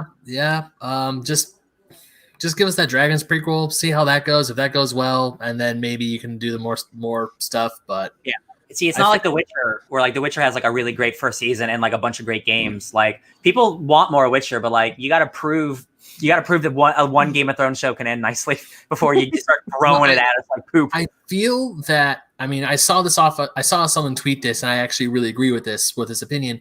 But I feel that in the future, these college theses will be written about the cultural impact of a show and how hard a fan base will drop if an ending is bad. Yeah, I'm sure it's already happening. Ben, I can tell you that's already happening. I've seen it. Spoiler, isn't the first big pop culture show to have a bad ending. It's happened literally maybe once a year. No, but if you I realize I know that, but what I think to kind of like cherry pick what Ben is talking about, the cultural implosion of Game of Thrones is so fascinating for thesis papers. Just the biggest thing in pop culture history, and then nobody talked about it. Yeah, that's what happens when you shit something out. Yeah. I'm going to ask you on air. Do we want to talk about the Harry Potter TV series that's not happening? Do we think it's happening? Well, they confirmed it's not. HBO, like Warner Brothers, came out and said we're not doing this. Then no. Oh, then no. Cool. Okay. No. Nobody wants it anyway. No. There was on Warner Brothers for knowing, maybe we shouldn't. Yeah. Make 5 more Game of Thrones things, but maybe not that one. Yeah. Well, they still got Fantastic Beasts. You know what I thought it was going to be? Like the confirmation from Warner Brothers was going to be like, it's a Fantastic Beasts spinoff because we're always looking at HBO Max spinoff potential. I'm going to poop. I'm going to vomit out of my mouth. Anyway. It could also have just been a feeler where people are just like, will people want this? No, okay, we're not doing this. The answer is no. It's going to be no for a long time. Okay, Buck Rogers. George Clooney is now attached to executive produce the limited series Buck Rogers, written by Brian K. Vaughan. He may in fact star in it also. I could watch an old man Buck Rogers TV show. Hell yeah. George Clooney is a very charming actor. I can, but specifically George Clooney's like I love George Clooney and I want him to like do big stuff, big boy stuff. Yeah, I agree. Okay, Titans, the TV series Titans on DC Universe. Sorry, HBO Max. Jay Lycurgo. I'm sorry, Lycurgo? Yes. Has been cast as Tim Drake, the third Robin. Cool. That's cool. He's in the Batman as like random goon number 7. Yeah. Like if you watch the trailer, he's like one of the goons that's crying. So it's cool that like he's in 2 different Batman properties at the same time. Also this is like it's gonna be a Tim Drake of color, so like that's super cool too. I keep saying Sparks, we're gonna get back to it eventually. We almost finished season 2. Like season 2 is a marked improvement over season 1. Yeah, it's just you got distracted. It's in no way that the season 2 was bad. No, yeah. I don't even remember why we got distracted, but we got distracted. Yeah, but like you got Babs coming in, you got Tim Drake, like he's Nightwing. Spoilers, I know we haven't finished the season, but he's Nightwing now, like Dick Grayson. So like I'm once that season 3 starts coming out, I am happy to jump back in. Jason Todd is going to be Red Hood in this coming Jason season. Todd's in there, absolutely, yeah. I made the comment. I don't watch the show, so I could be way off base, but like I made the comments like it feels like this Batman goes through more Robins than the New 52. Well, it was just. Oh yeah. Oh, it makes me wonder. Yeah, because Jason Todd is Robin in season 2, so I wonder. Oh, it's because I think he dies in season 2 and he becomes Jason Todd, like the Red Hood. I think that's what it is. So he is. It's very quickly, Brandon. You are right. He does go through Robins very quickly. Because remember, the joke was that because of the 5-year time gap between Justice League Origins and everything in the New 52, which was ridiculous, that it was like, oh, what is this, a Robin a year? And I'm like, they are doing a Robin a year. That's a good point, yeah. I think there's room for Tim Drake to have existed as Robin before Jason. I'd have to go back to my Titans continuity to be certain of that, but I think there is room for that. Yeah. Well, because we know that like Dick left a long time ago and did Titans round 1, which went poorly. Yes. Then he tried to go back to hang out with Batman, and that was bad. And he's like, "Nah, I'm gonna go be a detective. I'm a detective, man." Yeah. Okay. Titans timeline is honestly a little confusing. Okay, movies. Godzilla vs. Kong has been pushed early to March 31st. Oh. Behind. Oh well. So only like 4 days. Oh wow! Why? Oh wow! 4 days. They get the whole weekend, I guess. I don't know. Hold on. I actually gotta mark my calendar for this. Keep going. Yeah, I know. I did the same thing. I was like, motherfucker. Do it again. All right. Anyway, Borderlands. Kevin Hart has been cast as Roland in the film adaptation of Borderlands, who is an ex-soldier turned mercenary. Yeah, Borderlands is dope. I love that franchise. This is a interesting casting choice because you should be casting somebody like The Rock, and they casted Kevin Hart. So the director I got the wrong one. No, for real. Like the writer said, like, or it was the producer. Somebody said in an interview that this is going to be one of the most different Kevin Hart performances you've ever seen, and I do believe that. I do think, like, if we go off like Jumanji, right? Like he does have range sometimes. It's just he's normally playing like Kevin Hart. I wonder if he's like beefing up right now. Next time we see him, he's going to be like Kumail Nanjiani and like 200 pounds of muscle. He's like 5'2". He is friends with Dwayne Johnson. He is friends with Dwayne Johnson. That Borderlands movie, guys, like I texted you like a while ago. Apparently that script is like incredible, and they got Eli Roth's directing it. Kate Blanchett's in it. Like that, it seems like it might be a winner. The writer of Chernobyl. The writer of Chernobyl, yeah. And The Last of Us TV show. Yeah. Jeez. Yeah, I think Borderlands might shape up to be dope. What a crazy concept. Could Borderlands be the first great superhero film? Comic book film? What are they called? Video games. We'll find out after Mortal Kombat comes out. You're right. Mortal Kombat's next. Yeah. I hope that's the first great one. Dude, I can't handle if that's bad. I don't know. Like it'd be cool if they're like good, but like wouldn't it be cool if like the first good video game movie was a Mortal Kombat, and the first great video game movie was a Mortal Kombat? Oh god, keep it in the line, keep it in the family. Yeah, that would just make me happy. All right, guys, we've heard about so many characters coming back for Spider-Man, the third MCU Spider-Man movie, live action Spider-Verse. We've heard so many, but the one that everyone's talking about, everyone wants to come back, is not. Sorry, Dane DeHaan will not be returning as Harry Osborn. Whatever. Like, I mean, yay. The one character who's alive at the end of their movie. That's true. I'm not shocked, if I'm being honest. I mean, like, yeah. Excuse me while I try to find the thing I used to care about that. I don't expect to go to the Osborn well from either run before. Yeah. I don't think that they want to do anything to even tip off Tom Holland, Peter Parker towards the Osborn, because they're going to do their own thing with Osborn. Because they're going to do their own thing with Osborn. Absolutely. So I don't expect any of them to show up. Yeah. Although I do like the rumor that Willem Dafoe is coming back, though. No way. No. Nah. I do like his tweet about saying, he's like, guys, even my mom asked me about this. No, I'm not in the movie. Yeah. That's where the news came from. So yeah, boohoo. It's funny to me that like the Lizard and Green Goblin are the only two villains that are alive at the end of their movies, and they're the only ones not coming back. Sandman's not coming back unless he is. We heard rumors that he's coming back. Did we? Yeah. Dude, we've heard rumors about everybody. Every character. I just think it's funny.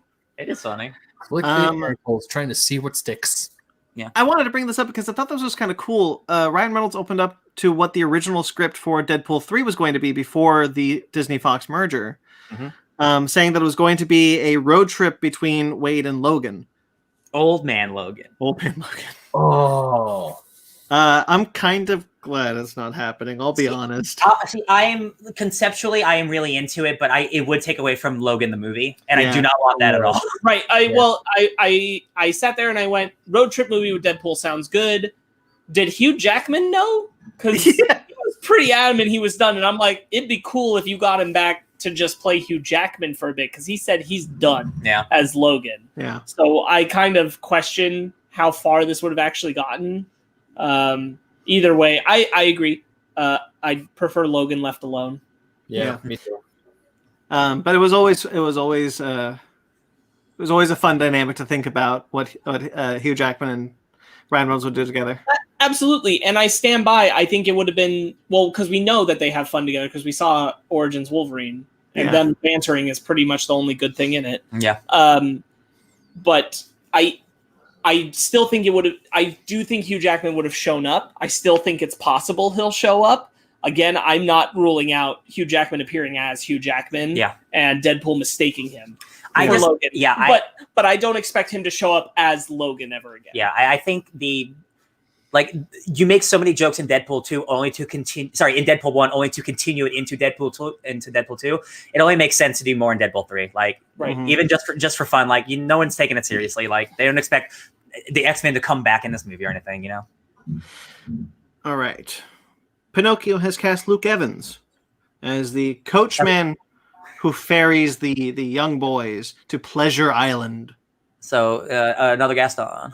To transform them into donkeys. He's playing another evil man. Yeah, he is. Another sexy evil man. It's fine with me. I like that guy a lot. All right. Whatever. So this is the Tom Hanks one. He's in that too. He's Geppetto. Right. Oh boy. Invincible. We're talking about a lot about the animated movie, anime series coming out soon in March. A lot of things in March. And we got confirmation this week that Robert Kirkman and Seth Rogen and Evan Goldberg are still working on the live action film. Excuse me? The live action film. I didn't hear that. That's incredible. Yeah. No, it's Invincible. Oh. So I assumed that Evan Goldberg and Seth Rogen went to the animated show, but they're not involved in the animated show at all. They're still involved in the live action movie. That's wild. That's so cool. And it's so great that they're not beholden, we can't make the live action one still. That's still a cool story. And if you feel like you can do it in a different way enough that it's not the same, fine with me, man. Whatever. Robert Kirkman even was like, there's Spider-Man animation and movies, you can do this. Absolutely, yeah. Yeah. That's cool. I think that's cool. Another Invincible. There's a Flash TV show and a Flash movie. Hot dog. Well, not yet. That's filming soon. Oh yeah, okay. Whatever. I'll believe it when I see it. Yeah. Okay, let me correct. There's a movie version of Flash. True. That exists, and there's a TV version. Yeah. I won't believe that Flash movie is coming until I'm sitting in the theater watching it. No, the second I see a behind the scenes still, I'm gonna be like, nah, it's photoshopped. Yeah. Yeah, 100%. Yeah. All right. Cloverfield. We talked a lot about Cloverfield when Cloverfield Paradox came around. Ben hates Cloverfield. Hates them all. Kill it with fire, he says. God. Well, Ben, there's a fourth Cloverfield movie coming. We've heard about this before, that J.J. Abrams announced a little while ago that he was making a true sequel from the ground up to Cloverfield. Joe Barton, who is the current showrunner on the Batman prequel series on HBO Max, has been brought on to write this sequel movie. So it is happening. Cool. Now, is it going to be an actual monster movie? Or are they going to try to pull the rug out from under us again and make it a creepy alien movie again? Sounds like a monster movie if it's a sequel to Cloverfield. It sounds like a movie to make the ending of Cloverfield Paradox make sense. Maybe. I think that first Cloverfield movie still is really good. I think that movie is excellent. And that second one, it got turned into a Cloverfield. That whole argument, whatever. I think the Cloverfield franchise is cool. I would love to see more of that giant monster. I just want more giant monster movies in general. 2 of them are hits, and one of them was entertaining enough for me. Yeah. I'm not Ben Magnet, so I really will enjoy going back to the well. To be honest with you, I'd almost rather they just committed hard in the opposite direction. Yeah. In just like we're almost doing another weird thing that is Cloverfield anthology rather than like, all right. Well, like we'll really go back to Cloverfield. Sorry, I'm with you. I agree they did that too. But also, I'm like, I could go for a sequel to Cloverfield. I really like that movie. I love that Quiet Place. It's its own thing. It's fantastic. I can't wait to see the sequel that we still haven't seen, which is crazy. But I do wish that was just a Cloverfield project because it feels like it would slide right in. And I'm like, that's exactly like you just told me that was related to Cloverfield and that was a Cloverfield thing. I'd be like, great. I want that bizarre Cloverfield anthology. I don't really want the sensible. Hold on. Let me explain it. Sorry, ignore 10 Cloverfield Lane. Let's get back on track with the continuity here. I'm like, I don't care about that. See, the aliens were the thing that dropped the Cloverfield monster off. That's how it all makes sense. Except the Cloverfield monster has always lived on Earth and was just awoken underneath when the satellite fell. Unless it wasn't a satellite, it was an alien ship in disguise. But I made that up. I'm not being serious. What if it's not a satellite? What if it's the space station from the Cloverfield Paradox? Oh, I think that was the. It might actually be that. Actually, that's the idea there. I Bam. hate all of this. Universe. Go check out our Paradox review if you want to hear any nonsense. I hated everything that just came out of your mouth. We made it all make sense for you, J.J. Abrams. Where's our paycheck? Take us on Star Wars next. Okay. Anyway. 10 Cloverfield Lane is great. It is. It is great. 10 Cloverfield Lane is perfect. It's a good movie. Leave the Cloverfield name out of the goddamn title. Why? No. It ruined nothing. You big baby. It's called an anthology. Get over it. That's anthology. That's just we did with 10 Cloverfield Lane. When 10 Cloverfield Lane was established to not be done by the giant monster and done by aliens instead, that's when the audience is supposed to go, oh, anthology series, cool. Ben, you're the baby that went to Halloween 3 Season of the Witch and went, where's Michael Myers? Where's Michael? Michael, no. I will say though, if they were going to go with a continuity thing, the thing in 10 Cloverfield Lane should have been the monster.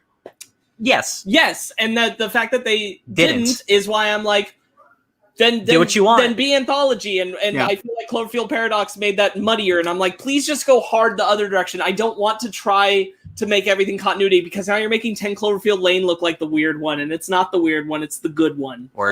This conversation, can we please end it? Cloverfield, this is a great movie. Okay, The Witch Boy. Netflix had opened up their own animation house a little while ago, which is how we got Klaus and Over the Moon, which are 2 excellent animated films. They are.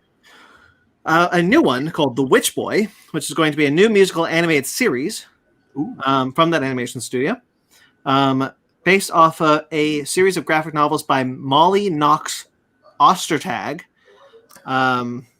Wait, hold on a second. Grayson Lives. Oh, goddamn. Brings us back to Cloverfield. Or what if it's the gaseous fumes from the human race are what actually created the aliens, which made the protozoa that evolved into the monsters? Grayson Doe. You're bringing up great points, Grayson. There you go, Ben. There you go. Now it's all connected, baby. From the fumes came from the slush show factory. Yeah. So much. And it's the environment, human, man-made monsters. It's all a circle. I will not deny that 10 Cloverfield Lane is a good movie. It is the best. Hold on. Wait a second. It's all a circle if this was the circle. You know how I am with circles. I will not deny that on their own the films are okay. One and Lane are really good films on their own. It's just when they put the no, I've explained myself enough. Yes, you have. Move on. Do you guys know what the Jeremy Bearimy is? What? No. From the Good Place, they ask, how are we still in this timeline? How it's like, well, it's because of the Jeremy Bearimy. It's like, what's that? Well, you see, the flow of time, it looks like this, which roughly translates into which looks like the curfew spelling of the words Jeremy Bearimy. Oh, okay. So it's like a circle, like a Ryan circle. Got it. All these squares make a circle. And then there's a little dot on top of which is the eye. And he says, what's the top of the eye? And he goes, "Oh, that's Tuesdays." and the guy just goes, "That broke me. That doesn't line up with it." Like the next episode is like he's just broken. It's great. Good Place is good. How could it not be Tuesday? It's this unattached dot that's just Tuesdays. Okay, so The Witch Boy is based off the series of graphic novels by Molly Knox Ostertag. The movie will be directed by Minkyu Lee. Sorry, it's a movie, not a series. I don't know why I said series. Will be directed by Minkyu Lee, who did a short called Adam and Dog, which was Oscar nominated.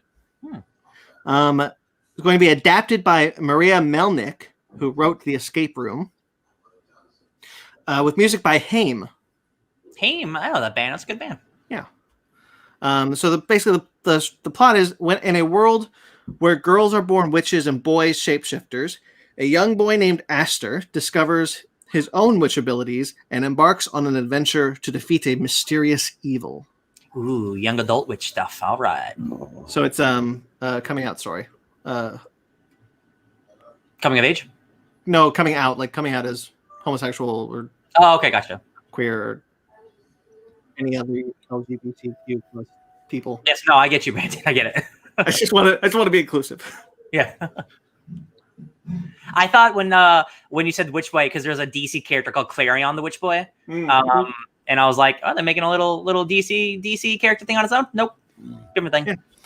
Sounds cool. I like that. So far, the two movies they put out have been great. So yeah, and it's a musical, so I'm into that. Yeah. This was interesting. This was not on my radar, and I'm curious if it was on any of yours. One Up, which is a movie coming out from Lionsgate and BuzzFeed. It was initially starring Elliot Page.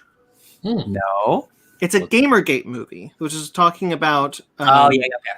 So it's a movie about women gamers having to like not necessarily prove themselves, but combat sexism in the esports arenas. Yeah. It's directed by Kyle Newman, who directed Fanboys way back then, and Julia Yorks wrote the script. Elliot Page has been replaced. This is the news. Elliot Page has been replaced by Ruby Rose. Okay. So Ruby Rose will be playing the professor and their coach in the esports thing as this main character, the girl, I forget her name. Did I write it down? I didn't.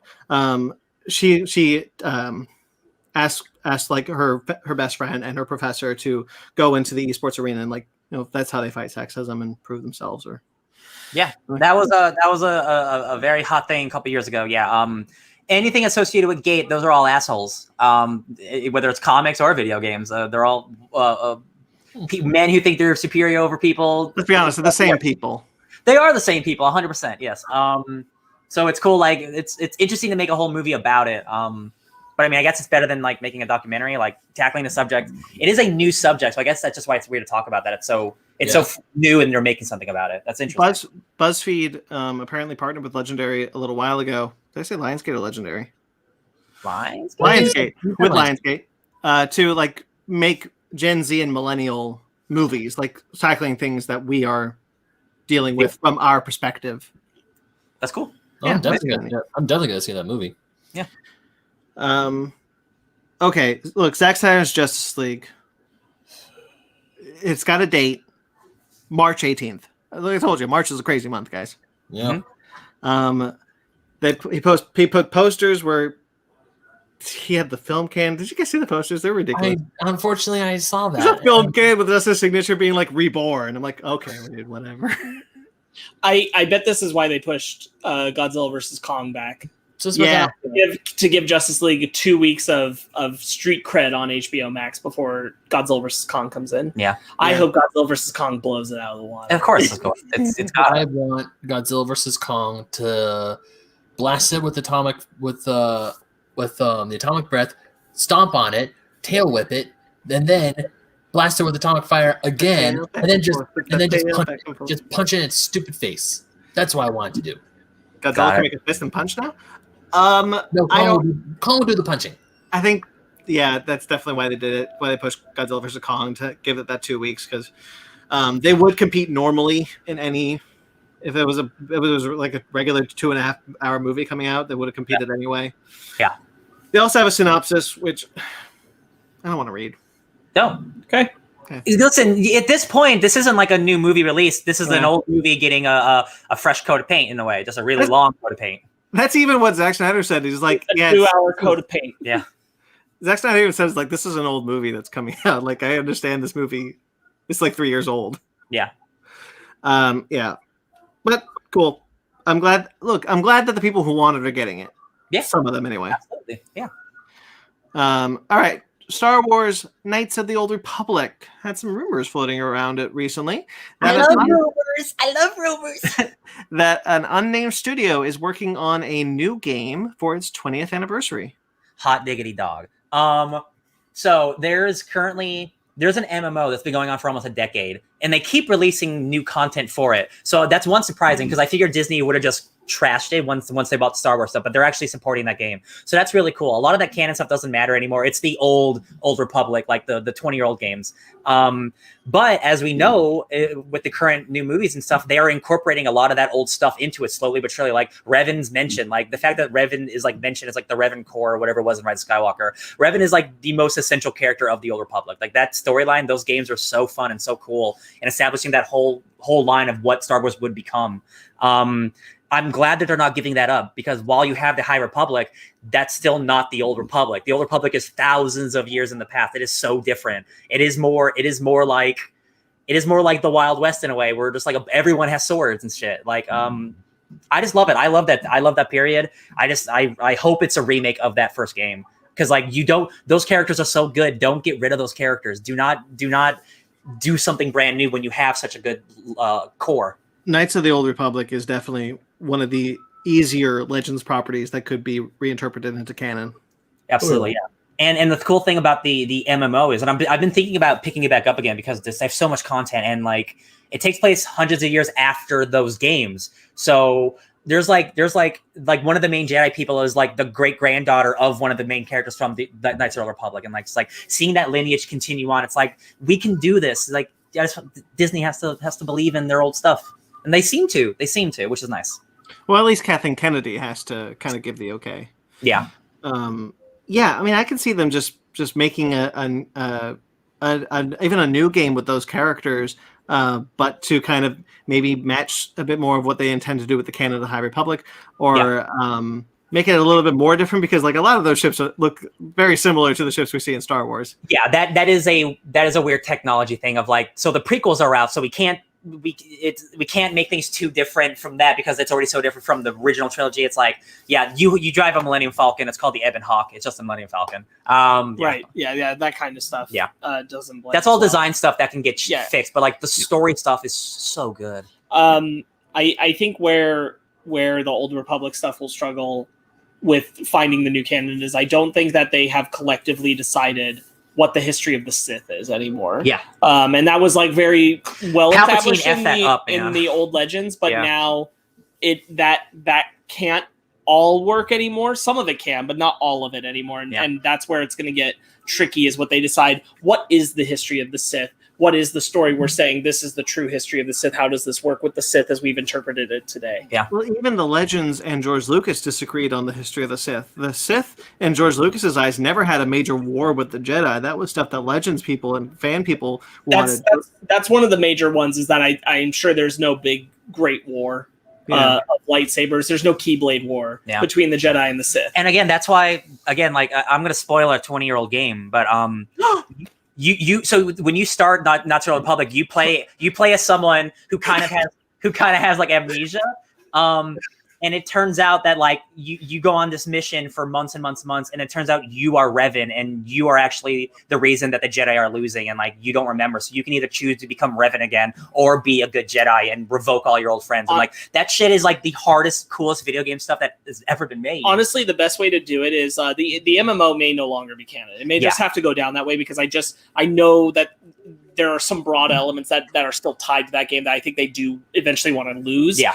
However, if they are to Final Fantasy VII Remake, Knights of the Old Republic 1, you can do that idea, that story. However, change it. Yeah. You can lose the things that you don't want to be canon anymore, but more or less keep the heart of it. And that way it's new for the people who want it to be new, but it's also new for the people who loved what was there before, but they can get a new experience out of it. You want to play that old game, you still can, but you can come here and you can play something new. And now you get a clearer picture of this is true canon. Yes. They don't have to remake the old game beat for beat. They can keep what they want and toss out what they don't and create something new. Again, like Final Fantasy VII, Resident Evil Remake, like all these games are like building on the foundations and making them better. I think a Final Fantasy VII Remake specifically, because they're like actively like telling a different story. Yeah.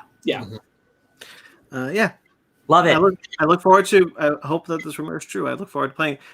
Sparks, I really appreciate you catching my headphone joke.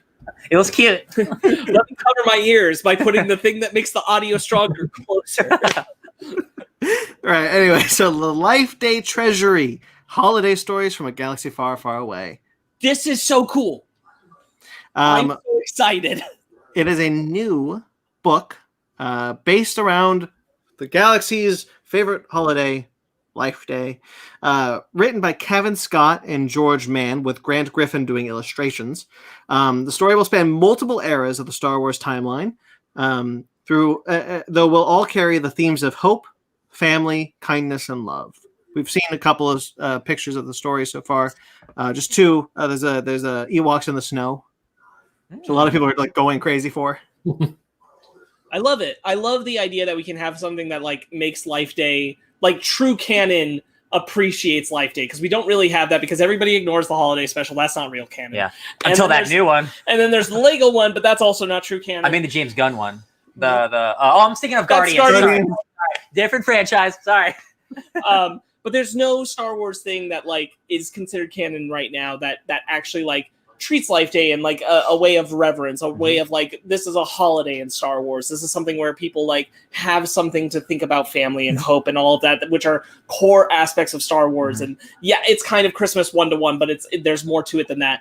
And the idea that you're going to get it in like these little anthological nuggets across time with little side stories that don't have to revolve around our main cast, just like, look at this story in Star Wars for the regular people and what they're doing on Life Day. And I'm like, that's great. I love that's great. Into it.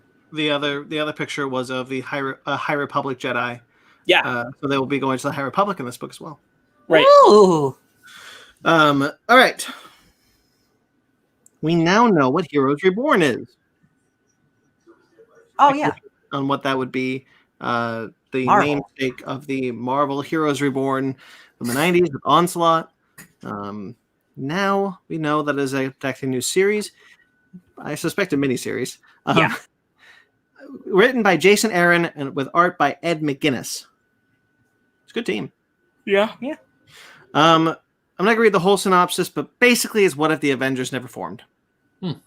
And the Squadron Supreme of America is Earth's mightiest heroes, and Coulson is running for president, and Tony Stark never built his suit of armor. Cap is still in the ice. Things all Fantastic Four didn't do their thing. Yeah. With the exception that Blade remembers who the Avengers are. Why Blade? He's the main character. But why? No, I mean Blade's cool, but like that's weird. Yeah. So we're getting House of M, but with Blade as our main dude, who remembers stuff from before. I mean, I'll read. That makes me mad because I want to support a Blade book, but I don't want to read a Heroes Reborn book. Well, Blade's he's in the Avengers. I know. I like what if the Squadron Supreme were the true heroes of the Marvel universe? Well, that's just my dream. That's cool. Yeah, I do like that concept. Yeah. That's what Coulson. I am really glad that Rob Liefeld has nothing to do with this. Yeah. That's what Coulson. Coulson and Mephisto are trying to phase out the Avengers for the Squadron Supreme in the Avengers book. That's kind of what it's about. Yeah, evil Coulson. Yeah, because Coulson died and now he's working for Mephisto. Yep. Yeah. All right. Cool. Yeah. At least it's not like.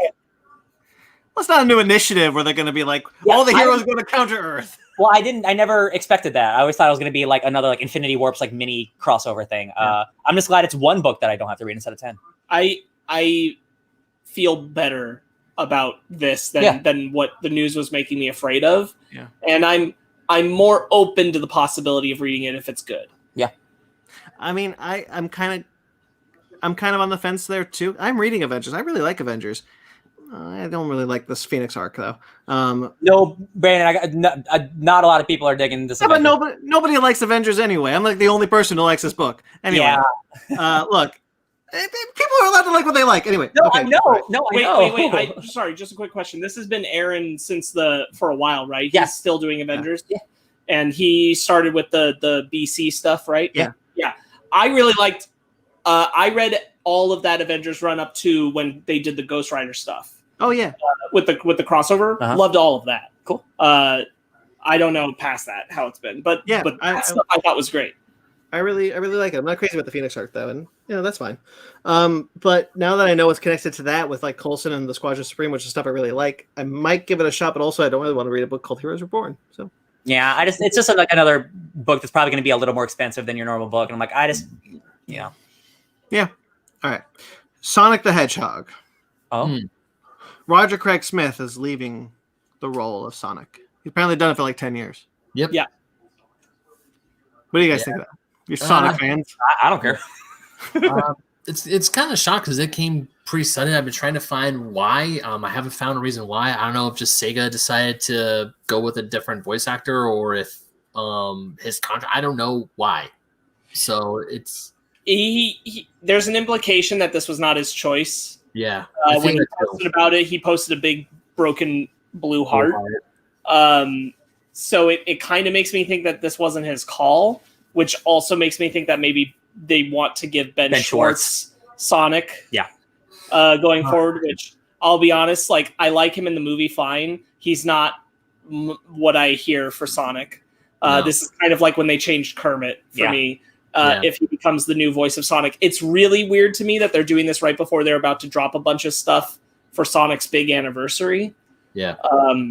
So we don't know. I have to assume then he's either no longer attached to those. Maybe this is when they bring on the new person. Yeah, and that kind of bums me out. Like a big Sonic relaunch, like a new game or something. Yeah, and so I really don't want it to be Ben Schwartz. I think he's fine for the movies, but I don't want him to be the voice of Sonic for all media. It's a different thing. I don't think he fits. No, I completely agree. For the film, it's fine, but I mean, like Brand said, 10 years Roger Craig Smith has been the voice of Sonic, and I've been used to hearing that voice for Sonic the Hedgehog. And he was a voice actor in Generations and Boom, and all these other games. Also, he's the Batman in Batman Arkham Origins, and I think he's pretty good. Nice. Oh yeah, yeah. He's also Sonic. Wow, he's good. So hearing that he's no longer going to be Sonic, I am scared that, I mean, not to say that Ben Schwartz isn't a good voice actor. He is, but for the film Sonic, that's like cool, but I was totally fine with keeping the film and the game separate. I'm 100% with you. I really like Ben Schwartz, but I said it when we talked about the movie. He just does not have that same attitude in his voice that Sonic does in the games, that has defined his character, that Roger Craig Smith has carried on, that the voice actors before him have had. And I hope that is not the future of the franchise, that they're going to pass it on to him, because I think we're going to lose something in the attitude, the coolness of Sonic, the coolness that's supposed to vocally be present in Sonic. Yeah. If that is the case. So this is weird, and it's mostly disheartening because we don't know who's coming in to take over. What year is it? Like 30, 25? What is it? This is the 30 years. They got to announce a new game, right? That's the intention. Yeah. They've been hyping it up. It's the intention is either a new game or a new compilation of the old games. Well, the going money is on both. Yeah. They made a big deal last year that they were going to have a huge announcement, but the pandemic made them cancel that announcement. That was supposed to happen at the end of last year. Gotcha. So we're still pending on knowing exactly what's going to be, but everyone's pretty confident it's a big compilation of the biggest hits of the modern Sonic, which is Sonic Adventure 2 Generations, all moved up into premium current console stuff, and a new Sonic game. Makes but sense. like a really new Sonic game. Yeah. Cool. Love it. Don't love it. I mean, I love Sonic. Yeah, you guys talking Sonic. Yeah. But It's just in a weird place now with him leaving, and I'm that's a shame. I am really afraid that it's going to be Ben Schwartz that they're moving in. And Me too. I mean, yeah, it makes sense for synergy, but yeah, like Right. so you don't always need synergy. I don't understand why it wasn't Roger Craig Smith in the movie.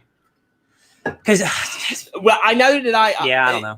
This is something we talked about, like as it was coming out. I'm like, Ben Schwartz is cool. He just doesn't have the the attitude. I when I saw the movie, I was like, I can dig this. It works in this medium, but I cannot picture Ben Schwartz's voice matching the animatics of Sonic and like the games that have come out in the past few years. Like I can't or Sonic Boom, anything from that. Like I cannot see those two things connecting.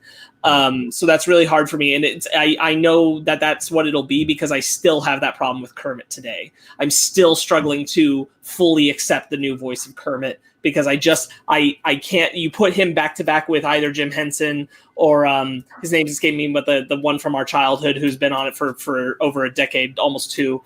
I cannot one for one that into it's still sounding like Kermit. It's very distinctly different and it doesn't always work for me. Why are there so many voice actors in Hollywood? So to be determined what will happen, but this is kind of a bummer and I'm sad that it seems like he was forced out of the role. Yeah. Guys, do you like Comic-Con? I did. Do you like boats? Yes, actually. Wow. Do you like cruises? Never been on one.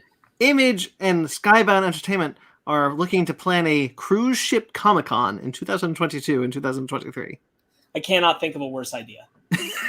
Were they just trying to think like the worst April Fool's prank to not wait? Like this is what kind of bullshit How idea would you is like this?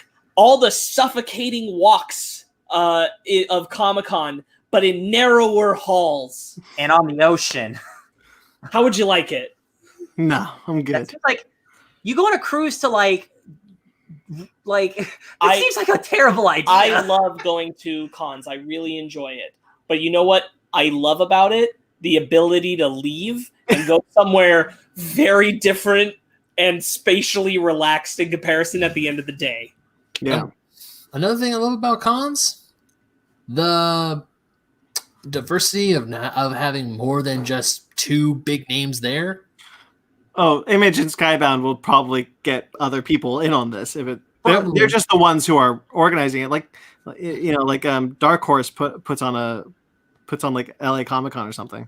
Yeah. Not Dark Horse. I don't. But companies do this. Okay. I mean, it is. I guess they want to do it far enough away. But if they're planning to try to do it far enough away to be away from the pandemic, then just do a regular Comic-Con. Being like this just like so much water. Comic books and water don't go together, you guys.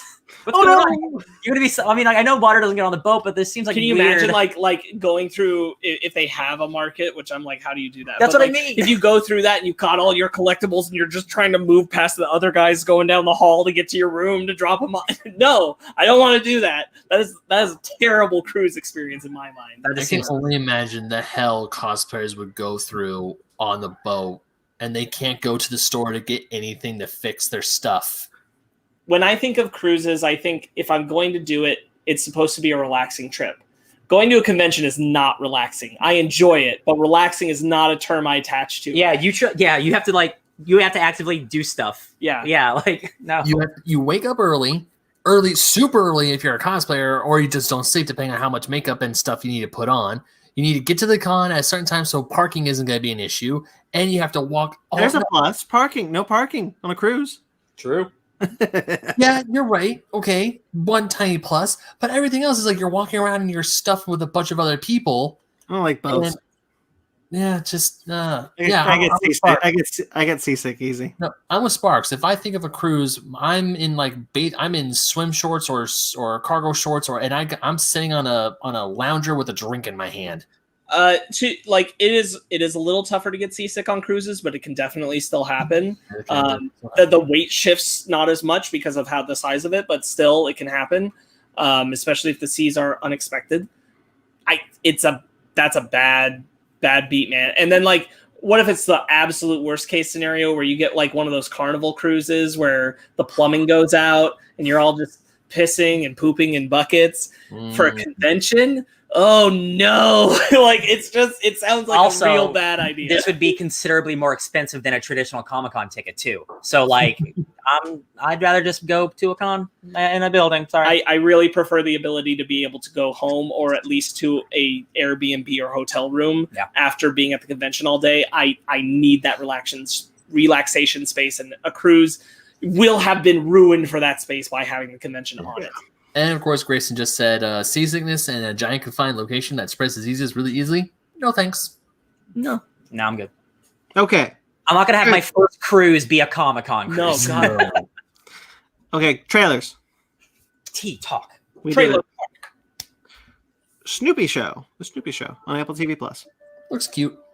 I really like the look of it. I'm glad that they're not just trying to recreate the Peanuts shows that they've made before, but they're very specifically focused on Snoopy. But you're still going to see a bunch of the Peanuts characters. I think that's the right way to go right now. Mm-hmm. Yeah.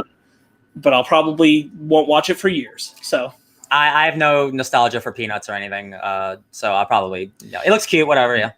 I have some nostalgia for the Peanuts characters, but besides that, it's like not enough to make me buy Apple TV Plus. Screw that. yeah, I will tell you, it is a big shame that Charlie Brown film that came out a few years ago didn't get the praise it deserved to warrant more of those movies. Is it good? Yes. I heard it's Not good. only was it a great script, the animation was gorgeous. That is one of the few films where if I have my preference, I will continuously watch it in 3D if I can arrange that, because the 3D animation popped so well. Wow. You're talking about the Peanuts movie, right? Yes, I am. Yeah, that movie. Is this a 3D? Is this a 3D TV?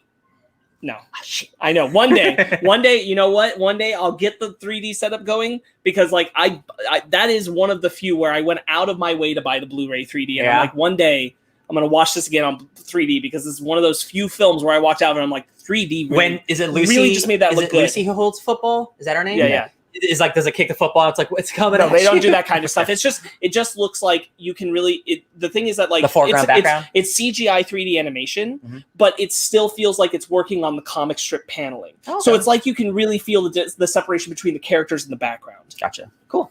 I love that movie. I saw it with Brandon in theaters when it came It's out. a good movie. Oh, it's great. I wish that they committed to more of it, because that was really well done. Yeah. Stan Lee's Superhero Kindergarten with Arnold Schwarzenegger. Yeah, this was a weird trailer. Arnold Schwarzenegger's making shows for kids, I guess. Okay. I I didn't watch it before I wrote it down on this list, so I was not sure what it was. I get it. I don't even know what the add. Hey, like, you know what? When I have a toddler, sure, yeah. It's arty though. definitely. My toddler, my kid's gonna grow up to be like, I want to talk about I want to talk about Superman, Batman. They'll be like, no, the Arnold Schwarzenegger show, and I'll be like, oh, all right. Young Rock. Garden cop, but superpowers. Yeah. Young Rock, the sitcom from Dwayne The Rock Johnson. The teenage Dwayne Johnson looks so good, and his father looks so good. Yeah, those two guys look so much like them. If you would have told me that these were relatives of The Rock, I'd believe you. Yeah. They looked at like Rocky Johnson, The Rock's dad looked so much like him. It's insane. I kind of feel like Dwayne Johnson, even when he does something that's kind of bad, he himself can do no wrong. Mm-hmm. So I'm kind of looking forward to this. I just appreciate that he wants to do this like really open engagement of something so direct and personal with his past. I think from him, this means a lot more. Mm-hmm. The only part that really throws me is the setup, which is that he's running for president in the year 2032 and looking back. And I'm like, that's a weird choice, my man. I don't know. Like, we could have just done like Dwayne Johnson in the year 2021. You are an incredibly successful person. Let's just talk about you. Yeah, I question that, because I'm like, Bold is this of him to assume he's not going to have aged much? Yeah, up to that point. I'm just like, is this his like actual like? It's happening, guys. Get ready. Get ready. I'm so glad he brought that up, because I 100% think he did that for that reason. Yeah. I think this was his subtle way to be like, would you guys be into it? Yeah, like a little poll. Goodness. It's such a long distance away too. 10 He's like, years, I don't want to step on the Biden Kamala Harris. Yeah. Sorry, Kamala Harris run, because he endorsed them. Yeah. So he's like, I'm gonna give them their full 8 years, and then it's rock time, baby. Yeah, no. You know what? Honestly, I think the show looks pretty charming. I agree. I think it has a lot of charm to it. I think again, like the only thing that throws me is the setup. Yeah. But everything past that, like I love him. I love that we're gonna see him talking about it, and also see all these. Like I love that he's gonna have a lot of personal engagement. I think Andre the Giant looks great. Yeah. Also, There's a bunch of wrestlers. Like there's the Iron Sheik. There's like a bunch. Like I bet you like you'll see some famous people being other famous people. And it's also just a great opportunity for diversity casting, which is awesome. Yeah. But I think it's got a really great energy to it. I really do want to watch it. I think it looks awesome. I just find that premise so bizarre. Yeah, I agree. I watched a little bit of Everybody Hates Chris when that came out like 15 years ago, which is like a very similar concept, but with Chris Rock. I watched one episode last semester to write a paper on it. Cool. Is it good?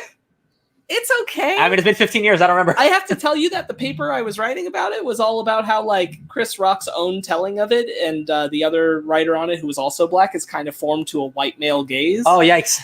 And how that perpetuated throughout it and like played into black stereotypes, whether it was intentional or not. Gotcha. I was 13, so I thought it was. So by today's standards, not as much. Gotcha. Terry Crews, a more updated, more culturally less offensive one. Then, yeah. Terry Crews was Chris Rock's dad. He was. Yes, he was. Yep. That happened. Show when I watched it on Nick at Night ages ago. Let me be clear. I'm not trying to say that the show is bad. I didn't think the show was outright bad. It was my assignment to discuss where it failed to be authentic to black representation, where it pandered to white male stereotypes, for example. There's a heavy-handed thing that they do with the principal where they don't say that his belief is entirely based in Reaganomics. However, they prominently feature that a Ronald Reagan picture is in the room with the principal. So you see, and in the way that he's criticizing the black student is very like it forms more the belief system of the show rather than the belief system of people on the show. So it's like anyway. Everybody loves The Rock. The SpongeBob movie Sponge on the Run had a new trailer announcing its release date of March 4th on Paramount Plus. I forgot I thought this came out already. Nope. I thought I was watching the exact same trailer. It was moved to streaming on the currently named CBS All Access, but by this point it will be Paramount Plus. Then I'll tell you about the first half of the trailer is exactly the same. Oh no, I caught on. It changes, yeah. I guess Sandy's been there the whole time. Weird. Yeah, I call bullshit because I know that's wrong. Specifically remember that episode where she shows up. It makes sense when you think about the fact that they're launching this and they're launching that new show too that's supposed to take place in that past. Oh, is it like a young SpongeBob show? Yes. Yeah. We talked about this a long time ago on the show that we weren't fans of that because we knew they were going to turn the entire Bikini Bottom crew into youngsters. And we were like, they're definitely going to find a way. They did. They're just going to say Sandy Cheeks was there when she was young, which is not true. SpongeBob canon. And like, I don't care that much about SpongeBob canon. What bothers me is that it feels like these choices are made erroneously and they're done without thought or care. Yeah. That's why I'm like, are they going to be that good? Yeah. Well, also, Steven Hillenburg, didn't he say that he never wanted SpongeBob spinoffs, and the second he passed away, Nickelodeon's like, yoink? I don't remember if he actually said that. I remember hearing, I'll have to look it up, but I remember... They were in development of Camp Coral specifically before he passed. Okay. Yeah. He had been off the show for years. I don't know that he said that, Ben, but I do feel that was his mentality. I don't remember exactly that he said it, but I do feel like he was very like, he's very, in my mind, I think he reached a point where he's very much like Seth MacFarlane is now about Family Guy, where he's kind of like that should have ended a road at a certain point. Mm-hmm. It met its cultural moment, and then that moment has passed. I do think the animation, I really like the look of it. I do like the animation as well. Look, you guys saw the last SpongeBob movie was actually super good. It was. So maybe this one will be too. I'm holding out hope for that. I don't have hope for that show that's spinning out of it though. Yeah, young Sheldon. Did you know that Patrick Starr voiced Robin Williams' character in the Jumanji animated series? Really? Oh, cool. Fun fact. Stupid things I know. All right, the Mighty Ducks. I didn't know Starfish has gone into voice acting. Oh shit. No, this is Patrick. The Mighty Ducks live action series, sequel series on Disney Plus. Game Changers has a release date of March 26th that they announced with a new trailer. Mm-hmm. I don't care at all. I'm going to the bathroom. Okay. Ben, as the resident Mighty Ducks fan, I know you're a big fan of that cartoon. Do I have a Kelly King? Oh, it's out of reach, damn it. Oh, is Gullible up there? No, it's my right, LA. I'm telling you, man, it's behind you. I'm looking right at it. No, it's my LA Kings pennant that I got from one of the games after we won the Stanley Cup. Yeah, so it's a Mighty Ducks thing. I mean, I'm glad to see Emilio Estevez, but one of the I'm glad to see Lauren Graham. I like her. Yeah, I like Laura Graham as well. But you've never seen her in anything. I can still say you've never. Ben, I'll save you. Have you seen The Pacifier with Vin Diesel? No, I have not. I can't save you. Boom. Let me tell you. Are you looking for this? Brandon, let me tell you, having watched Gilmore Girls so consistently recently and then watching this trailer, her age suddenly stood out way more to me than it did the last time I watched the trailer for this. Yeah. As I was saying, I'm still kind of a little bit miffed that you like Lauren Graham from, Ben? I just know her. I know her name. I know she's done good stuff. That's all. So can I get into why I'm not really excited for the Mighty Ducks? Same reason why I said it last time. Yes. Why'd you come back? You should have stayed back there. Because they're Cloverfielding it to you, right? It's similar though, right? Yeah. Yeah. Similar. Okay. Yeah. Then watch it, then decide. Ben is 100% the person who watched Halloween 3 and like, where's Michael Myers? 1 star. Season of the Witch. I love you, Ben. Ben, do you know what this reminds me? Those things are similar. That's all. Do you know what this reminds me of, Ben? It reminds me of when you picked the book club, because we had to switch the book club for the audience watching and reading this. To Centipede, Brian goes, "Oh hell yeah, Misha Green! Wait, not Misha Green. Max Bemis wrote this," and you're like, "Oh hell yeah, he did." Who's Max Bemis? I know it didn't say it like that. I was like, "Wait, no," but that's how it comes off of, because you often do this thing where you pretend to know someone. So I just to reiterate, because someone might be listening to this and not listen to the last time we talked about the Mighty Ducks. Ben's whole thing about this show is that he doesn't like that the Mighty Ducks are not the kids that we're following. The Mighty Ducks are the other team, and they're forming a rogue team because they are not in the Mighty Ducks. But we have tried to reiterate to Ben that the point is that they will become the Mighty Ducks. I feel pretty confident of that. This is a Disney show, so I'm pretty sure that's the trajectory. So I don't think you need to be mad about this anymore. I don't think this is going to be a Cobra Kai situation where they're like I don't. The Mighty Ducks are the bad guys. Yeah. Also, turn the Mighty Ducks into an elitist sort of team. Oh yeah, because Gordon Bombay's not there. Yeah, that's the point. They got to get their heart back. Ben. The heart's missing. The kids are the heart. They're going to get back in there. They're going to become the Mighty Ducks. They need Gordon Bombay. They're going to make them good. They do. They're going to get in there. They're going to make sure that there's no aliens. It's going to be only about the monster, Ben. They're going to fix it. Mighty again. They're going to get the golden beak that they put on the thing and become superheroes? That's one character, and that's Wild Wing. He's the goaltender. Yes, I know, Ben. Oh, Wild Wing? Is that like Starscream's brother? No, that's from the anime TV show. That's the leader of the Mighty Ducks. Okay. Ben, do you have anything else you wanted to say about Mighty Ducks? No. All right, let's go on. Night of the Kings. Sparks, you included this. Yes, I did. This popped up on my radar through Twitter this week, and I thought it looked really, really cool. Yeah. I actually meant to pull up some stuff about it so that I could read it off. So you guys say what you thought about it. I don't know if you guys have seen this movie, but there's a movie called The Fall, and it's high five, thank you. It's one of literally the most beautiful movies ever made. It took like 5 years to film in like 13 different locations, but that is a movie about somebody telling a story, and it's like if you have a real life location and then you have the story happening. Yeah, it's got Lee Pace in it. It's incredible. No other movie exists like that movie, and I got a lot of feelings with this movie where like there's somebody who having to tell this tale, and it's like in a real world, but there's fantastical, surreal elements actually happening within the story where people are floating and shit. Now, in case it wasn't clear, and certainly for our listeners, I just want to explain the story of this. Just the basic synopsis is that a young pickpocket is sent to the Maka prison in Abidjan. Abidjan is one of the French-speaking colonies in Africa. To survive, he will have to compel the other prisoners with his storytelling. And so it's kind of Arabian Nights-esque in that sense, but this is not based on Arabian Nights. This is coming from their own kind of ideas and folklore, and the idea of the kings, the stories he's going to be telling are very much based in a lot of African mythology. That's what this is based around.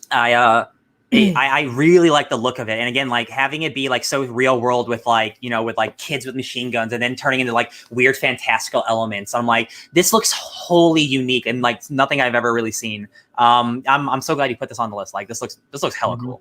This does look really cool. What is this? Is this Netflix? What is?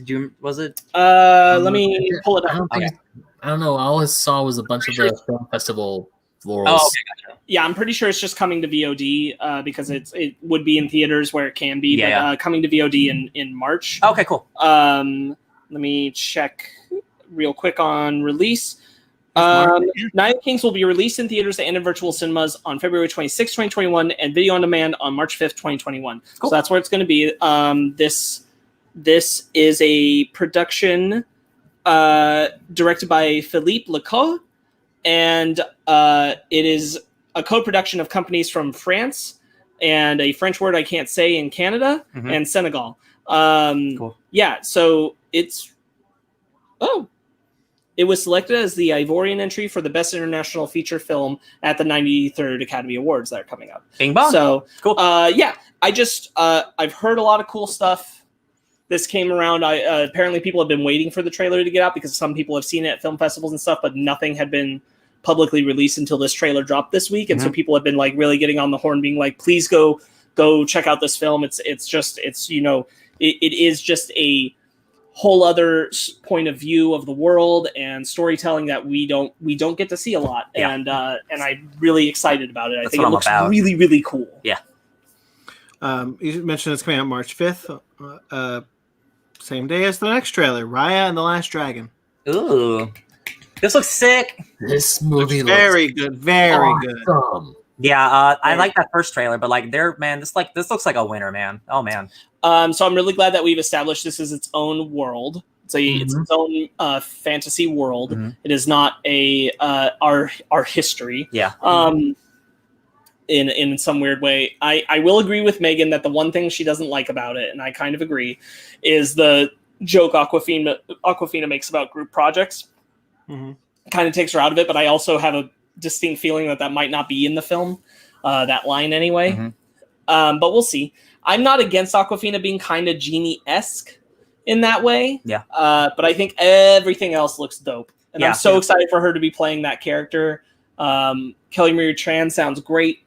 I think it looks so fun and inventive. The martial arts looks really good. Yeah. Like the choreography looks good. I knew I was gonna absolutely adore this movie when Raya and that other lady is like, we're taking the dragon with us. We're taking the dragon. She's like, my sword here says no.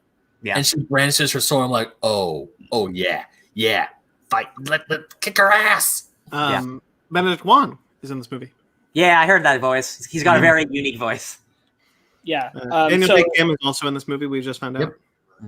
Co-director on this is Paul Briggs. Paul Briggs is a pretty cool dude. I had the pleasure of meeting him when I did a tour at Disney Animation. He's awesome. He was pumped about what he was working on. It was this movie at that time that he was working on. He was extremely excited. He's kind of been working his way up to wanting to do something like this for a while. I don't know which parts specifically because he wasn't talking specifics at all. He was head of story on Frozen and Big Hero 6, to name a few. You actually heard Paul Briggs' voice as Yema in the opening of Big Hero 6, the big sumo-like guy who's controlling the robot. Okay. That's Paul Briggs. He jazzed me up just the way he was excited about this. So I've been looking forward to it for a long time. I think this is going to be really, really cool. I'm really sad we can't see it in theaters, but I think it's going to be really, really cool. Yeah. A hybrid release for Disney Plus. Yeah, I do not have a problem paying for this on Disney Plus. Nope, no problem at all. It looks so pretty. I'm like, you know what? Nah, that's fine. Here, take my 30. I'll watch it. I'll probably watch it 3 times. Who knows? Well, now that we're getting unemployment benefits, I'm like, okay, yeah, I can spend $30 again. Well, even more than that, like, you know, we didn't like Mulan. So when I spent the money on it, I was like, cool, I can watch it anytime I want, but I don't want to watch it again. I feel dirty. This one I'm really excited because I'm like, I have a feeling I'll want to watch this again. Yeah. So I'm glad that I'll just be able to whenever I want. Just boom, yeah, let's do it. Pumped. Very pumped. Oh, yeah. All right. Finally, Shin Ultraman. Hey, guys, did you like Shin Godzilla? What if that, but more? Yeah. What if that again, but your protagonist is a giant robot? I'm sorry. Are you asking me about the kaiju stuff? Yes, but more weird kaiju stuff, like the weird early evolutions of Godzilla. Oh, did you mean more of the weird, of the eccentric business side of people doing weird things? Yes, absolutely. Crazy camera angles and all. Baby, yeah. Boring bureaucracy during monster invasions is Hideaki Anno's go-to since Evangelion. Like, that's what he does. Like, people talking, monsters fighting. Didn't you post a thing about how the creator of Ultraman's, the other kaiju and Ultraman were like looking at wholly unique designs? Yeah, and what like Toho was coming up with. Yeah, like specifically, yeah, like you see in this trailer very, very briefly. But there's like a tunneling monster that the entire thing is a tunnel monster with like armor around it. Like they went for really unique, like anti Toho kaiju monsters. Like, and some of them look really stupid, but like I'm into that. I think they're great. I've never seen Ultraman before. I've never really been interested in Ultraman, but these other kaiju specifically looked very interesting, unlike anything I've ever seen before. I'm telling you guys, check that Marvel comic out. Like, that's the only thing I've ever known about Ultraman. I've never seen the movies or anything, and it's really cool. I'm gonna be real with you because I have a little bit of experience with Ultraman. We're probably not necessarily on the show, but like within our friend group, we're heading towards exploring some Ultraman content in our future, guys. I'm just gonna tell you that. I'm into it. Not necessarily just the comic. We're going back. Right. It's good. Guys, let's go to Ultraman by way of Gamera. Come on, get on the Gamera train with me. Does Gamera have Shin Gamera coming out? Then we'll do it. There's 3 Shin Gameras already out. They're called Shin Gamera? No, but they're essentially the same kind of thing. Are they? Yes. Or are they just Gamera Millennium? No. Because you can draw a direct path from the Gamera trilogy to GMK to Shin Godzilla. Okay. I want you guys to watch the movies. I know. I'm sure they're good. I'm not saying they're not good. I'm just not sure if I'd put them at the Shin level. I have tentatively put it on the schedule for a week that we may not have something. Okay. We'll see. Did you get your set yet? Sparks? No. Really? Interesting. Okay. Oh, that's it. That's all the trailers. We're gonna do Big Robot Man. He fights kaiju. It's super cool. We're gonna do the next thing. Here we go. Main topic.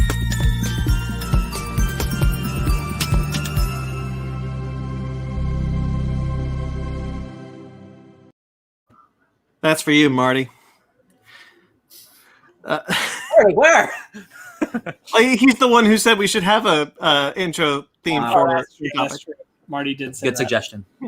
Okay, so we're going to be talking about PG: Psycho Goreman, a new Shudder original that is not on Shudder right now. So that is a funny thing.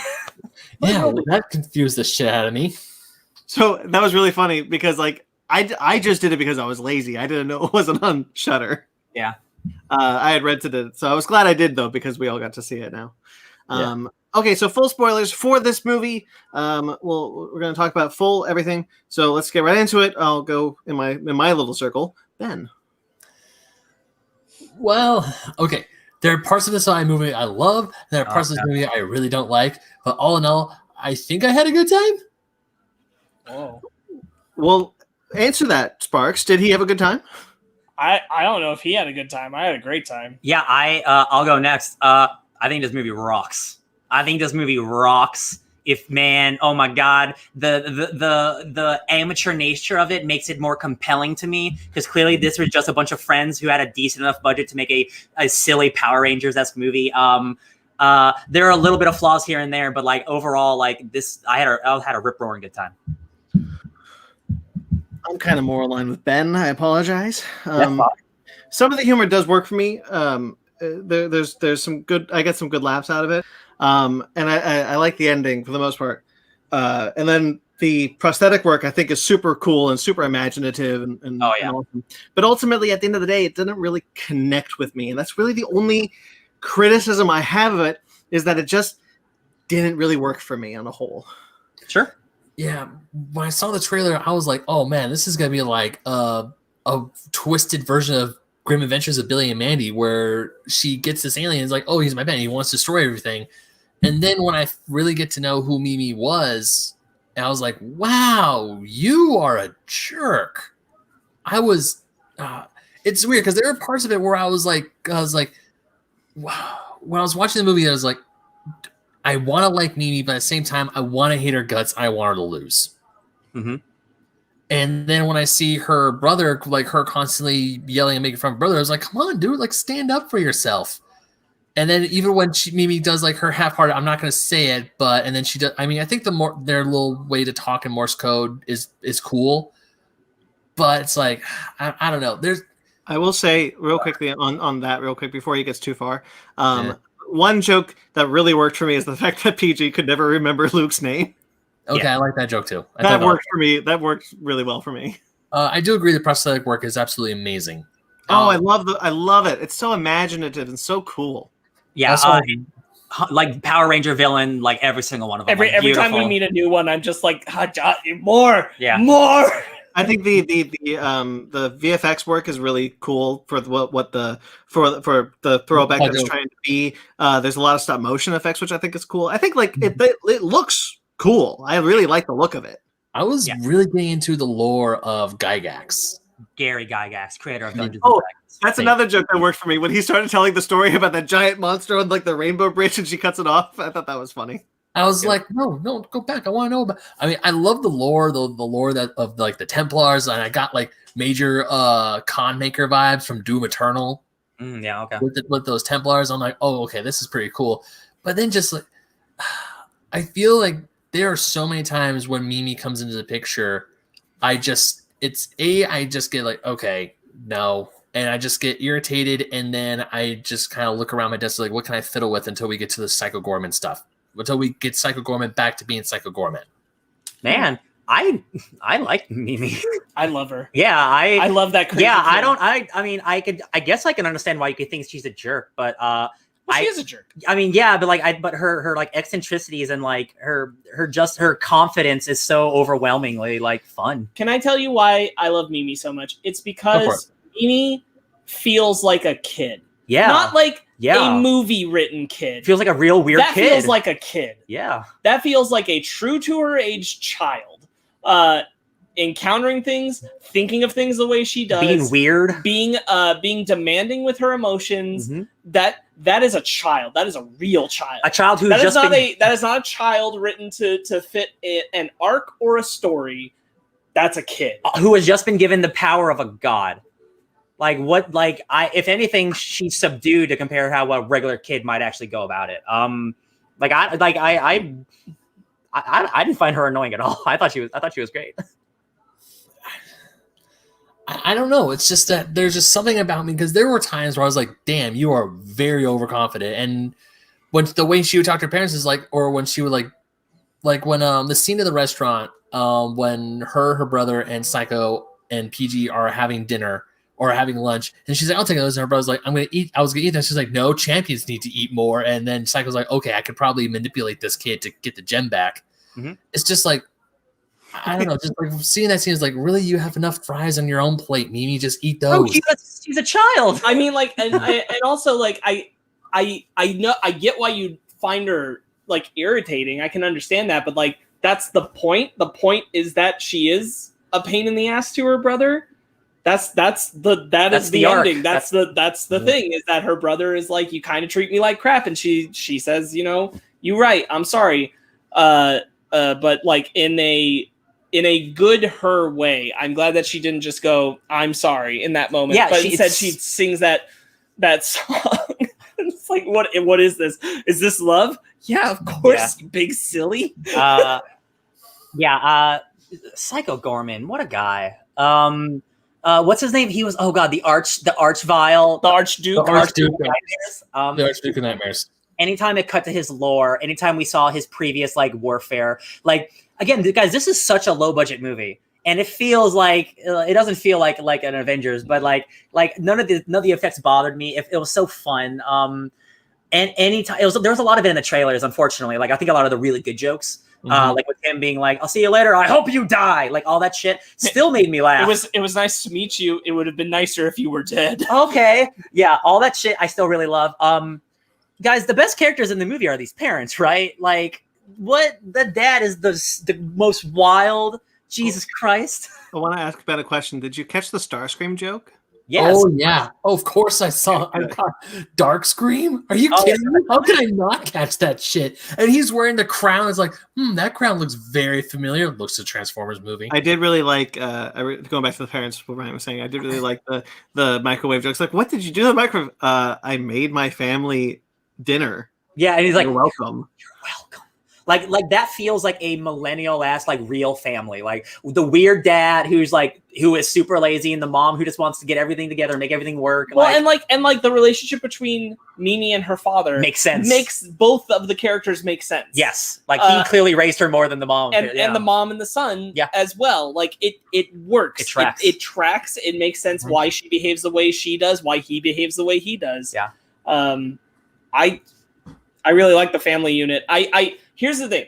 My major critique is I don't think that the humor always works, and a big part of it is I think the pacing of the film is off. I think that there are several instances where they just hold on a shot longer than they need to.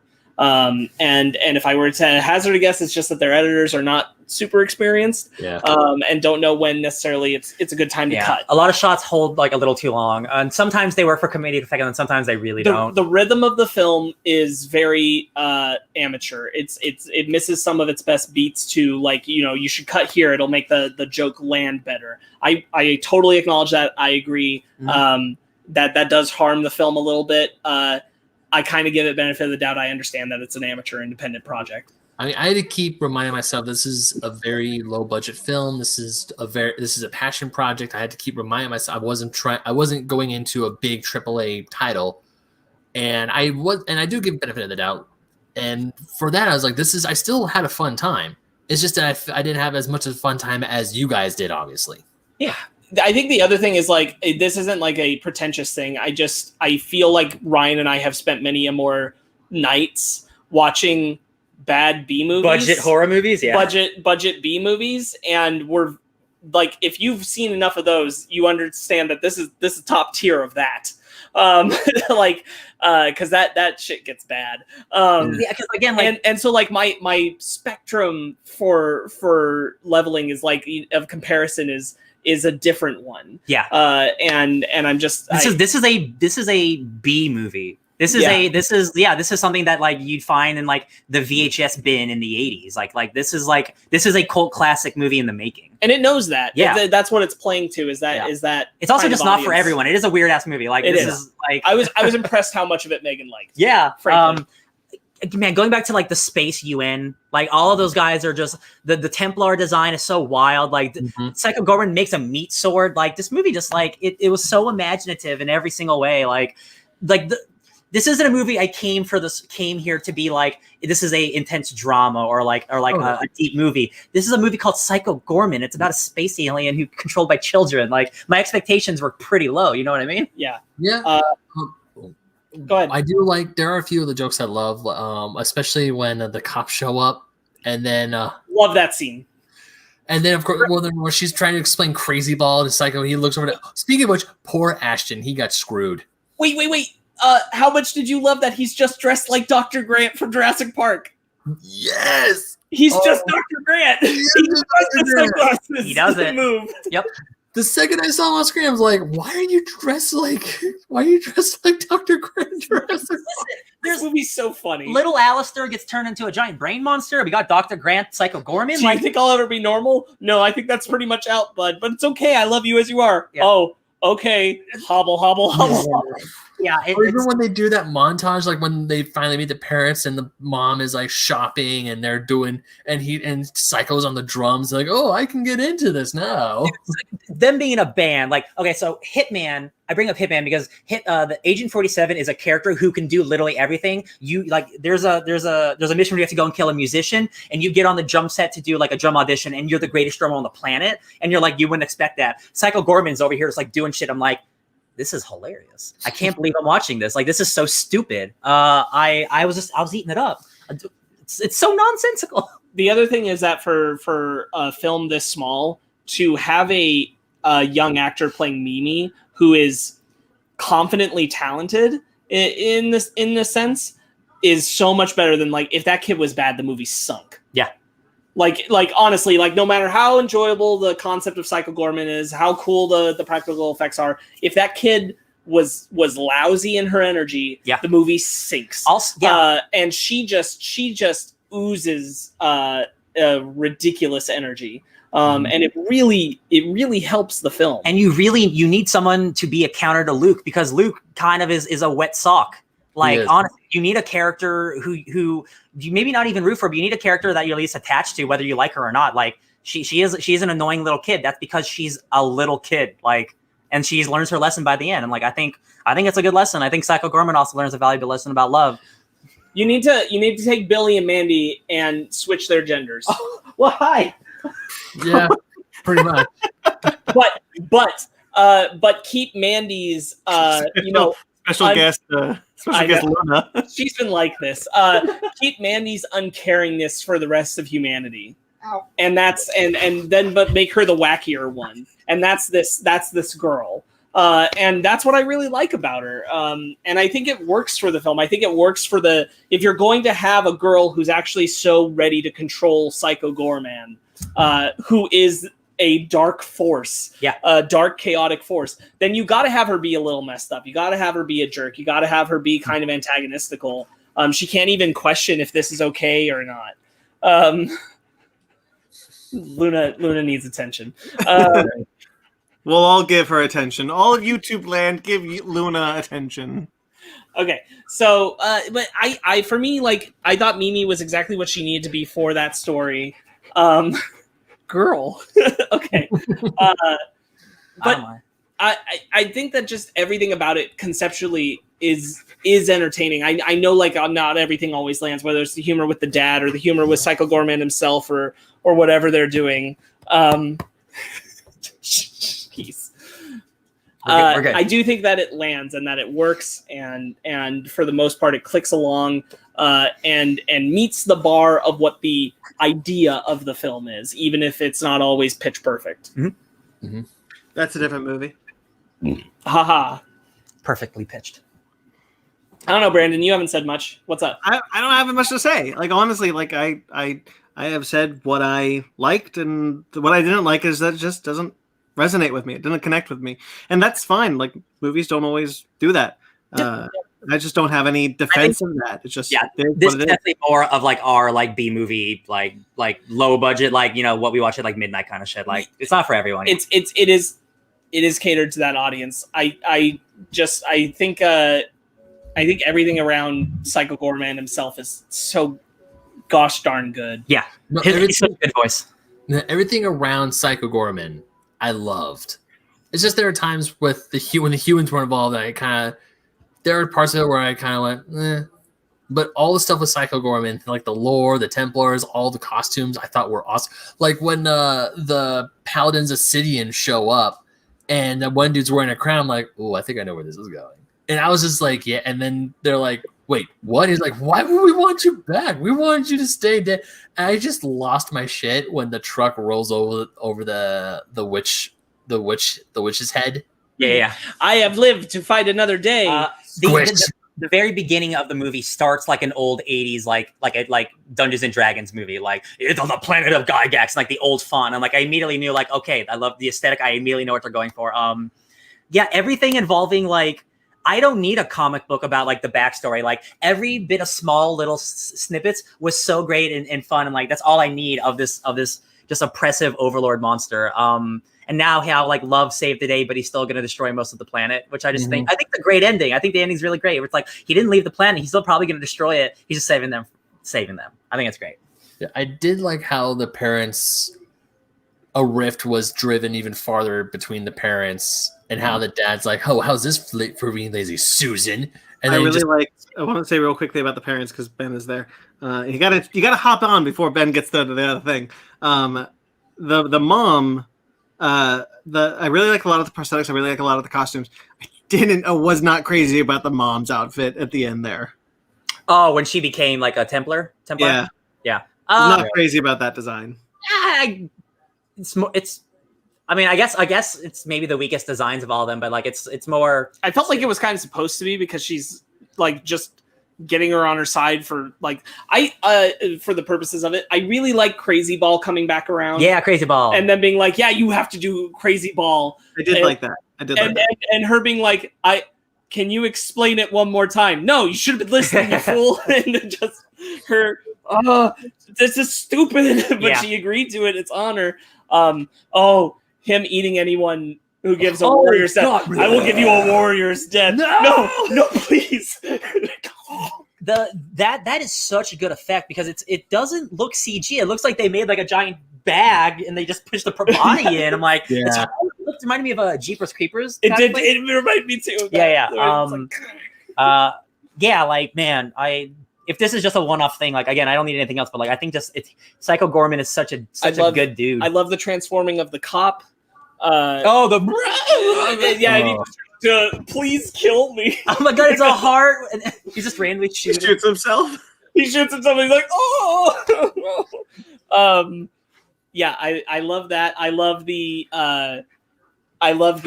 bathroom moment where he just bursts out. He's like, "Come find me!" I don't know where that is. First and Second Street.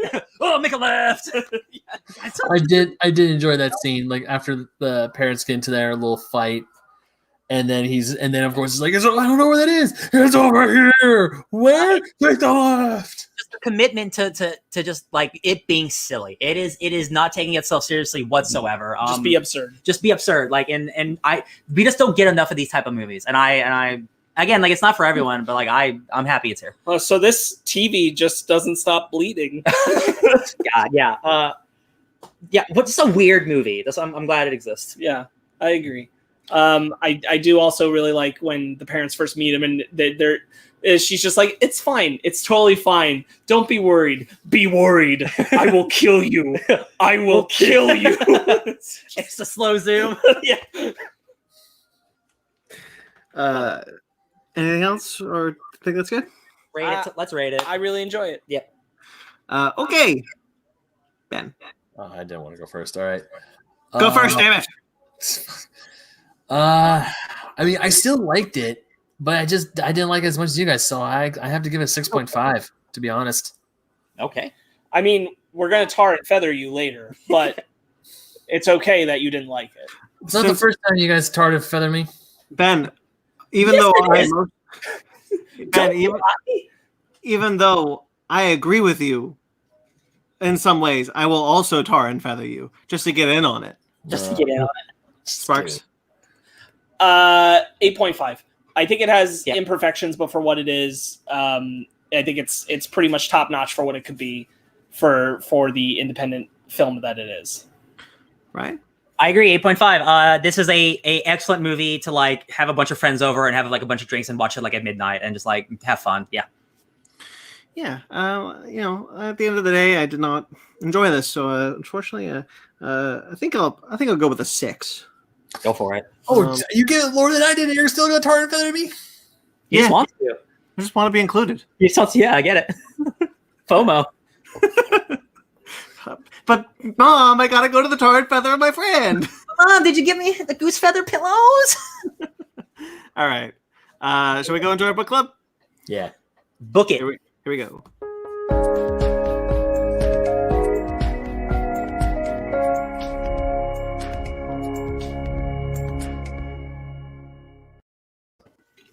Ben, Yes. you do. It is my book club. So originally it was supposed to be the comic book story of video games, which is a history of video games in a comic book form. But unfortunately, due to my oversight, I did not check to make sure that it was readily available to wrong damn way these guys. So I had to change it, and I had to change it quick. So luckily I did find a replacement, and it is Centipede from Dynamite Comics, written by damn you ads, go away. Max Bemis. Yeah, written by Max. Your favorite writer? One of my favorite writers. No, his. Oh, one of Ben's favorite writers. I did not say it like that. I was like, he's joshing. Yeah, and artist Eoin Marin. It's spelled E-O-I-N. Yoin. Okay. I don't know. I made that up. Eoin. I don't know how to say it. Yes, but how dare you, sir? Yeah, so what'd you guys think? Because this is actually the first time I really read this. I only knew it was coming out. Can you like clarify? It is based off the Atari video game. It is 100% based. I think that's important. It is very loosely based off the Atari video game. The cover of issue 1 has the big Atari logo, and when you go into the credits page, there's the Atari logo there too. So yes, it is very loosely based off the Atari video game.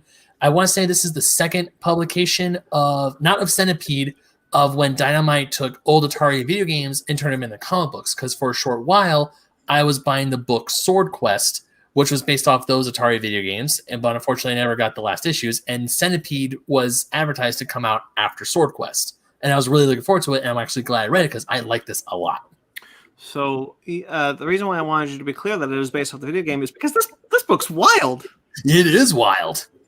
It's nuts. Ben. Yeah. This book is really, really good. I cannot believe that Atari allowed them to do this with their... Not that the Centipede has like a big cachet or anything, but like this is about dealing with trauma while going on an acid trip as you're a centipede, and mama, please vomit into my mouth. This book is effing insane for what it is, and I can't believe it. It's so good. And it also ends on an ambiguous ending. Yes. Yeah, and not only fighting a centipede, but not only fighting a centipede, but also thinking you're the last man alive. Everyone you know and love is dead. And then you get to the very end of issue 5, where it's like everyone is not dead. They just, or are they? I don't know. But that's what I'm saying. Like it's left specifically ambiguous to be like it. Or because it's kind of shaded in like his dreamlike shading, so it's like it leads the audience to believe like, is that who he imagines is on the other side because he keeps talking, to the radio and nobody answers because he's talking to the audience, us, but he might be actually talking to someone we don't know. Yeah, and so like the reveal reveal is that they could have been alive on the other side of that radio. Yeah. This is such a. I didn't know what I was getting into, like with the Centipede book. I figured it would just be like an alien knockoff, like a bunch of space marines fighting somebody. Turns out it's about a sad man who like can't deal with trauma. And he's like the dumbest kaiju in the world. Yeah, the dumbest one. Yeah, who chases its own tail, but somehow can destroy the entire planet. Like I love it. Also a prominent gay lead. Yeah, like this book surprised me in so many ways, and like the deep stuff with like the parents that shows up at the end. I'm like, Max Bemis, you turned Centipede into a dope comic. It's amazing. Yeah. I can't believe it. I genuinely I finished it. I'm like, I'm mad I didn't know this was good. Yeah. I'm mad I didn't know anything about this. Yeah. No, I'm okay. So one of the things that really bums me out about when Dynamite does kick-ass shit like this, because I remember enjoying the Sword Quest books when they first came out. I want to say that was Dynamite and Atari's first conjoined thing. I'm not 100% sure. Don't quote me on that one. But the thing is, since Dynamite is a pretty small publisher, I remember I was going to Earth 2 to get these books, and then they were gone, and I couldn't find them. And next thing I know, they just vanished off the face of the earth. Yeah. So I wanted to pick up Centipede because I'm like, okay, I'll give that a shot. That cover looks awesome. I mean, yeah, no, don't judge a book by its cover, but it's like I want to see how they take a simple game of Centipede. You have a giant centipede coming down the line. You're in a ship, and you have a trackball, and you just shoot the centipede, and you also got to shoot the spiders. You're a gnome, apparently. I will get my gnomish revenge. No, you're the last man left alive. Oh, after sorry, the gnomish crash landed. No, yeah, that's right. Everything is a prequel to the game. No, that's true. Yeah, but I was like, I will have my gnomish revenge, and I'm like, all right, there's some lore for you. I mean, Centipede was originally an arcade game, and then of course it was ported to the 2600. Yeah, a trackball. Well, yeah, because Centipede is one of those like classic Atari games, like when in the breakout of arcades in the very early 80s. Space Invaders. Well, that's title, but yeah, same vein. Yeah. But you're playing, but with such a simple game as Centipede, and what Max Bemis was able to do was just such as like, hey, here's a Centipede, go nuts. It's like, oh, I'm gonna go nuts, all right. Can I ask? Yeah. Because the acid trip was a little confusing for me as to the fact of like, what were we always led to believe that was real, or was the intention to wait till we see the gnome skeleton to be like, oh, was that real, and what was that? I assume the whole thing was real, in the fact that he lived the entire life of the centipede. It's like that Rick and Morty episode where but it's this centipede, right? The one that he's fighting. Yes. Yeah. It's like that Rick and Morty episode where they get trapped in that video game. It's like a whole eternity, but then you come out and it's still life is where it is. Yeah, that he was born with slavery. That fourth issue, legitimately is like one of my favorite issues of a comic I've read in a while. Just because I didn't expect it. And I always enjoy a good acid trip in any comic, but like tying it to the not just a centipede and learning the centipede might be a victim, just like he's a victim, and tying it together with all the parents. And I'm like, how is a centipede comic one of like the best book comics about dealing with trauma and parenthood? And I'm like, I can't believe this. And it's like when you have the freedom, like just do whatever you want with this old arcade game, you can do some really cool shit, man. Right. I will not lie, guys. When it came to the realization that you weren't able to read my original pick, this was a complete 100% shot in the dark. I'm glad because you guys know me. I would still love. I want to do more. I want to go into more video game comic books. And I was like, I remember that because originally I was going to try and find Sword Quest so I could finish reading that. But I was like, no, I couldn't find it right off the way. So you know what? I'm going to try Centipede. Did a Centipede? Oh yeah, it did come out. Cool. It's 5 issues. It's short. Cool. And now the fact that I just hit a bullseye with my eyes closed, looking the complete opposite direction, I cannot believe I did that. It's just one of those times where we always bring it up. Anything can be good. And when you say, hey, Ryan, there's a Centipede comic from Atari, I think it's going to be a piece of shit because licensed comics generally aren't, they're sometimes good, but like generally like they're kind of like they're thrown out. This feels like we want you to tell a story however you want to tell. You don't expect it to be good, and you certainly don't expect it to be a piece of art. Yeah, for real. It's incredible. Right. Bram, what were you gonna say? Well, I was going to say, you should do that more often. It's just go like, huh? No, I'm serious, Ben, because oftentimes when we get to your end of the book club, you struggle to find a new book because you keep looking on your bookshelf for something that you own and haven't read or have read and want us to read. Do the shot in the dark more often. Find something online or whatever. You don't own, then do. Ben, 50% of the things you guys have loved on the podcast has been me going, that looked cool. Yeah. Boom. That's 100%. Headlopper. Yeah. I knew nothing about Headlopper until I decided to make it a book club. Oh God, Headlopper's amazing. So what we're saying is like that solves that problem. If you have trouble finding a book for your book club, just do the shot in the dark. Ben, you've suggested good book clubs. This is probably the best thing you've ever suggested. I can't believe how good. And again, like Max Bemis is so good. He did such a good run on Moon Knight that not many people talk about. He wrote a great comic called Evil Empire, which is a very much like a pre-Trump era America like comic kind of thing. Where like I remember that one. Yeah, it's a good comic. Yeah, that dude, he wrote one of my favorite X-Men stories, the worst X-Men ever about Explodey Boy. Like the dude's like he consistently hits out of the park, and then I didn't even know this existed. And of course, Centipede is a great comic. Yeah, it's wild. Like I love the way that he writes like the objective cataloging of time, and it's like time doesn't even matter at this point when shit's this messed up. No, who cares? Like not only like the story of Dale going through his like trying to find the centipede, going through just not only that, just the nods to the game and the fact that you like when we get to the arena and it's clearly a centipede. It's clearly what the game screen looks like in a game of Centipede. Yeah.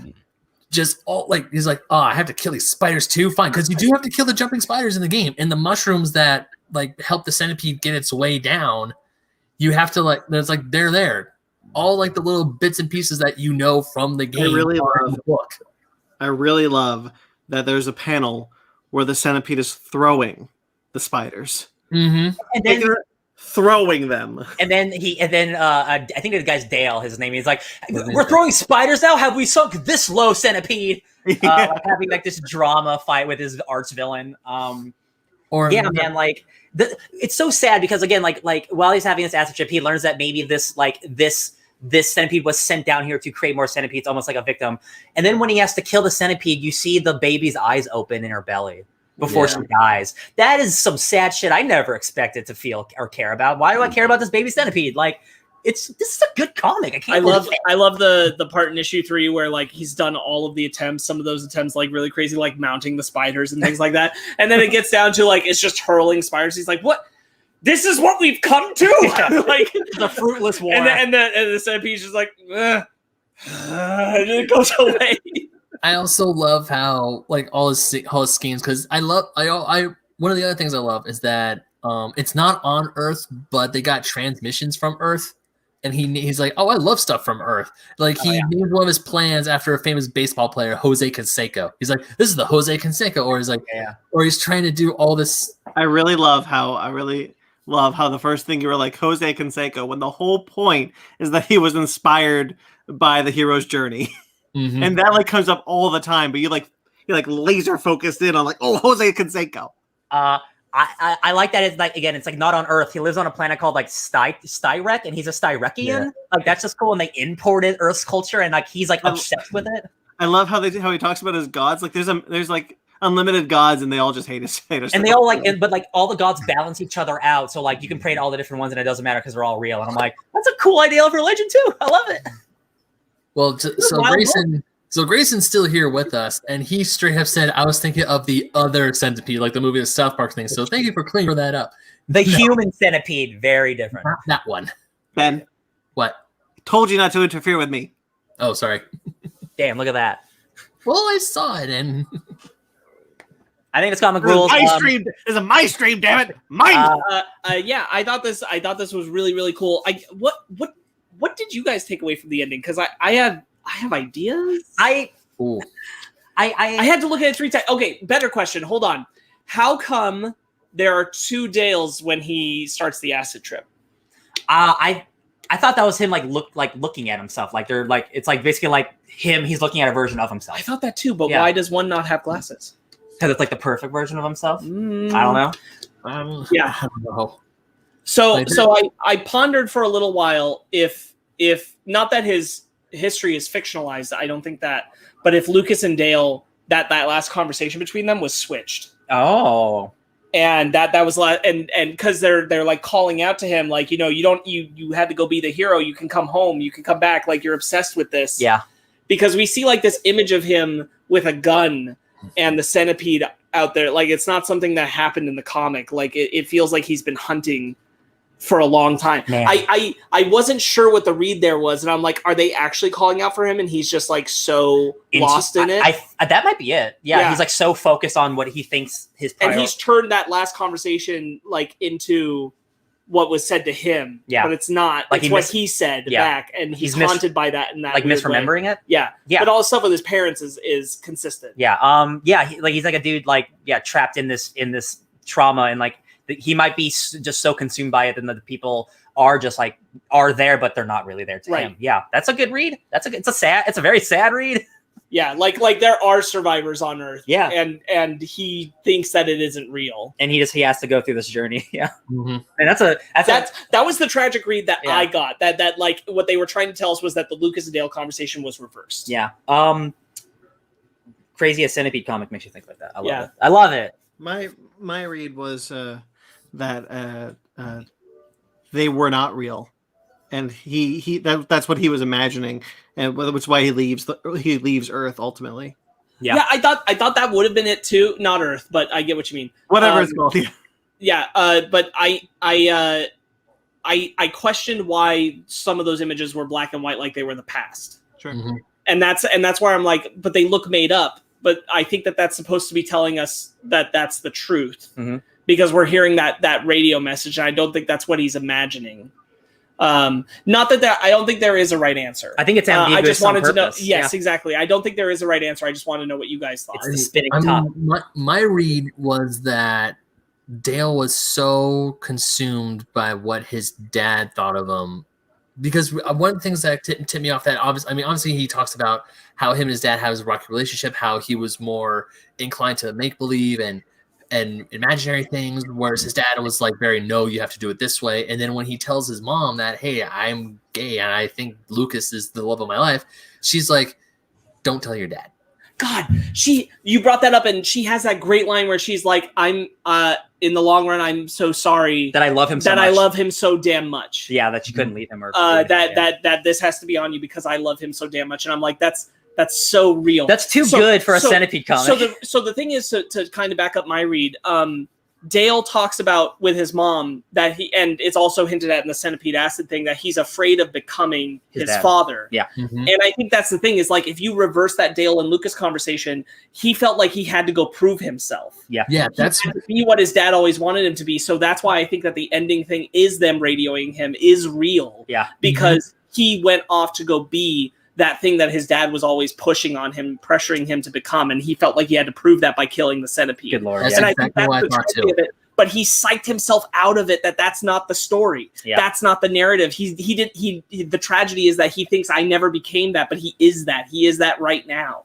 That's so good. Yeah, that was my read, that because when he was seeing, when he was going through the acid trip and seeing how the other centipede was essentially being abused by the quote unquote dad centipede, and then when he finally stood up for himself, I was like, oh, okay, you're ready, and then chucks him into the arena, and I was like, okay, we're kind of like, we're not so different after all. He sells him.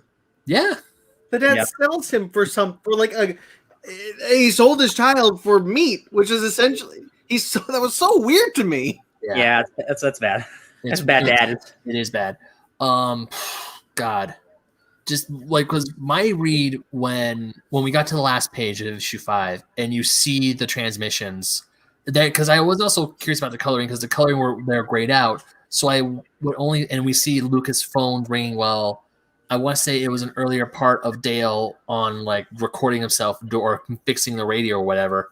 That Lucas or that Dale was just so far, and it was like so tunnel vision. It's like, I'm going to kill the centipede. Tunnel vision, yeah.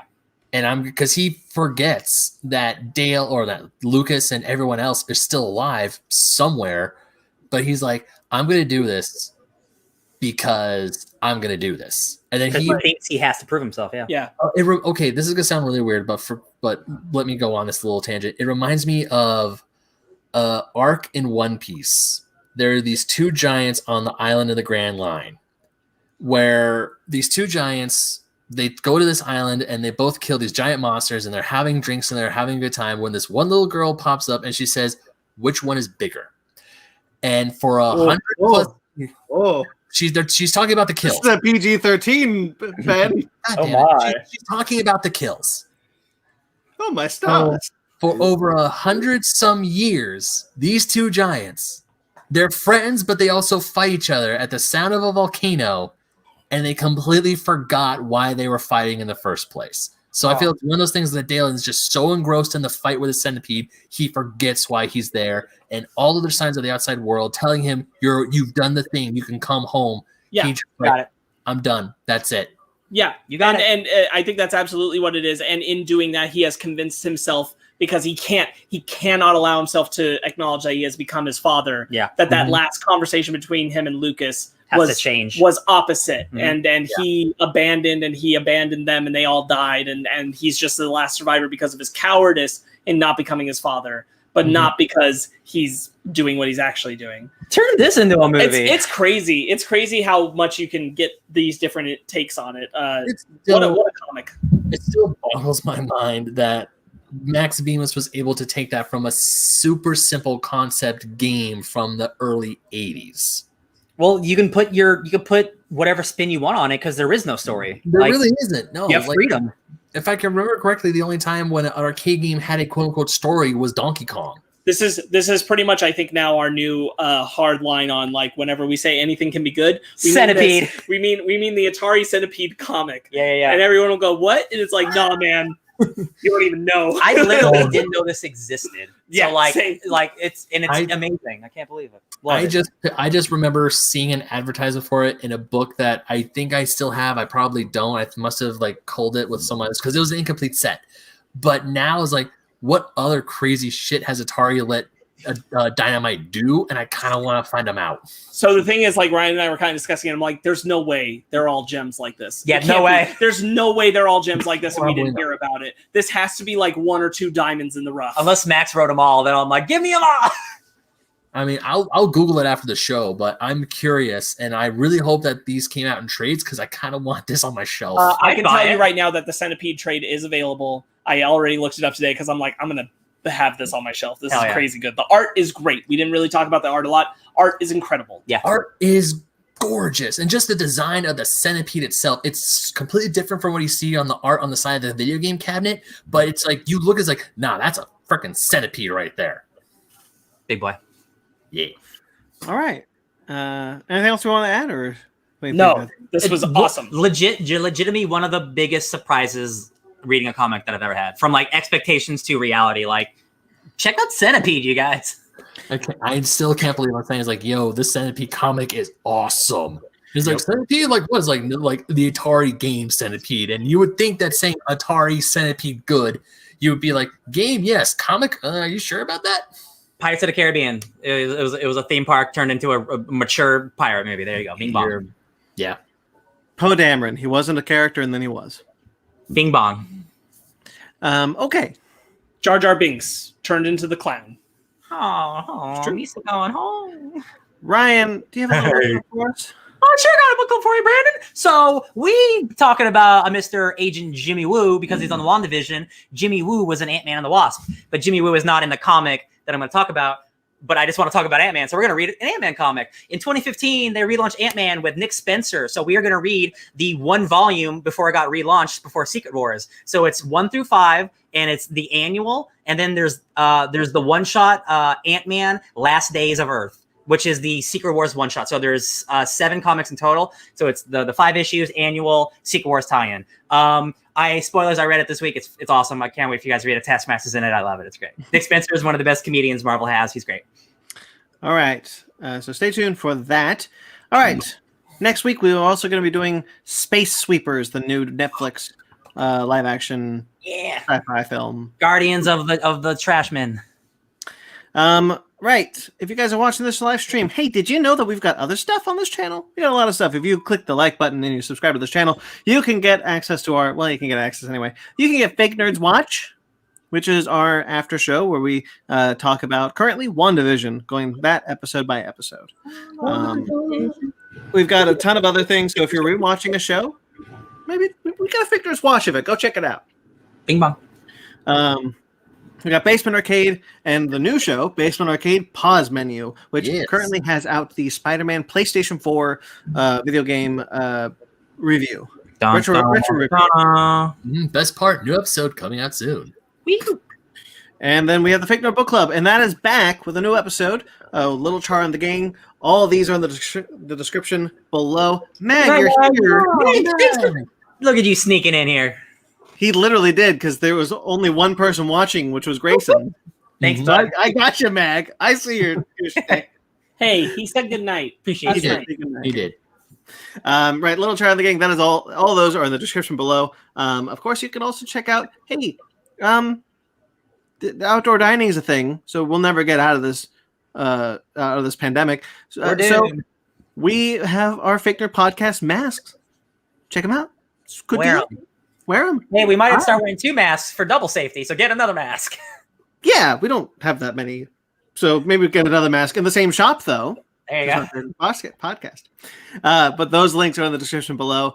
Like, I'm really happy we have them. We've sold a ton. We still got more. So we have our Patreon. 3 tiers on Patreon. We got our $5 tier, which got stuff. And we got our $10 tier, which is a t-shirt, guys. You want a t-shirt? Guys, a surprise artist is doing some t-shirts for that Patreon. You may want to get in on that. Something that's way too good to put on Patreon. Anyway, and we have our $20 tier, which is, hey, if you subscribe to it, Ryan will get you a ship in a bottle. Speaking of which, the first ship in a bottle. Hold on. You both said something at the same time. Ryan, what did you say first? Only the first person. Only the first person, exactly. And Ben, you asked me where my ship in a bottle is. It is still in my car.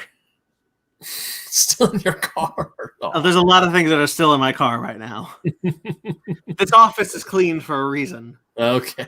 Right. Anyway, we have our TeePublic where we have a ton of cool shirts. The Fake Nerd the Fake Nerd Watch shirt and the Basement Arcade shirts are going up this week on that channel. That's not a channel. That's a site.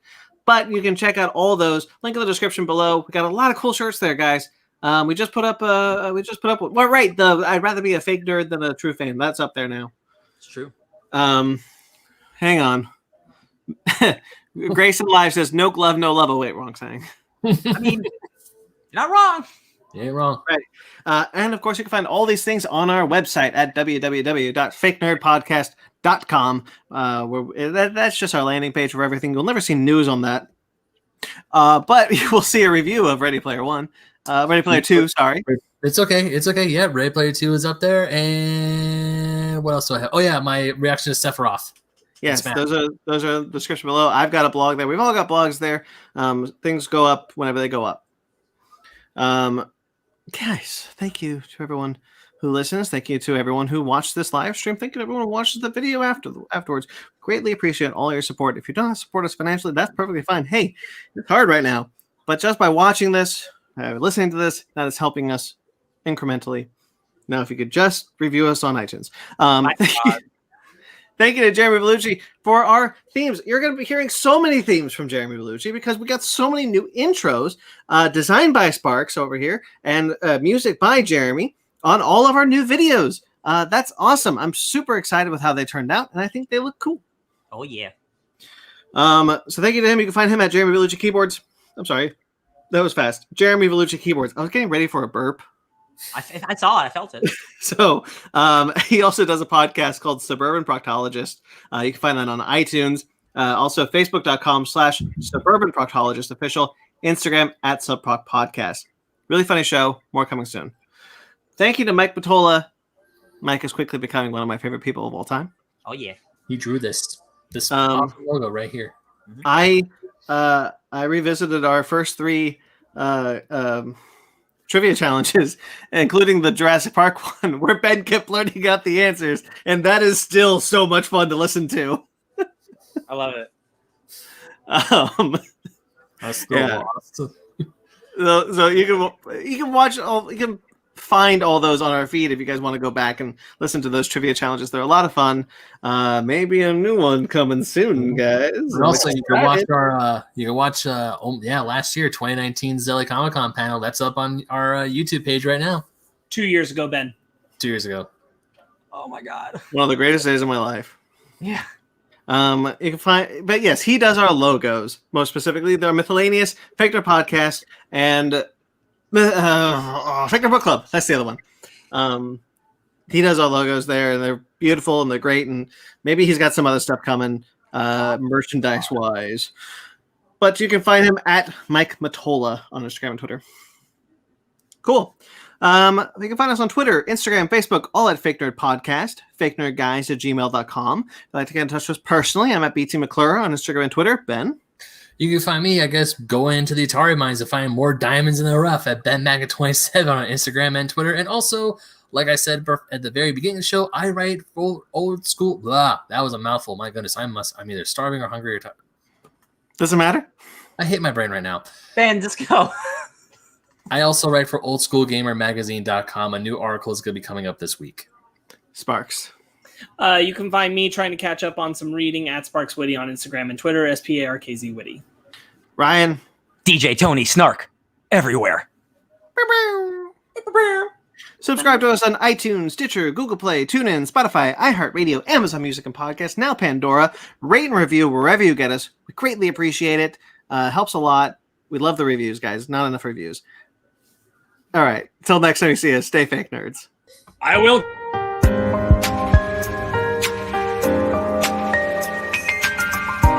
Psycho Goreman. Psycho Goreman. Psycho Goreman. Psycho Goreman. Psycho Goreman.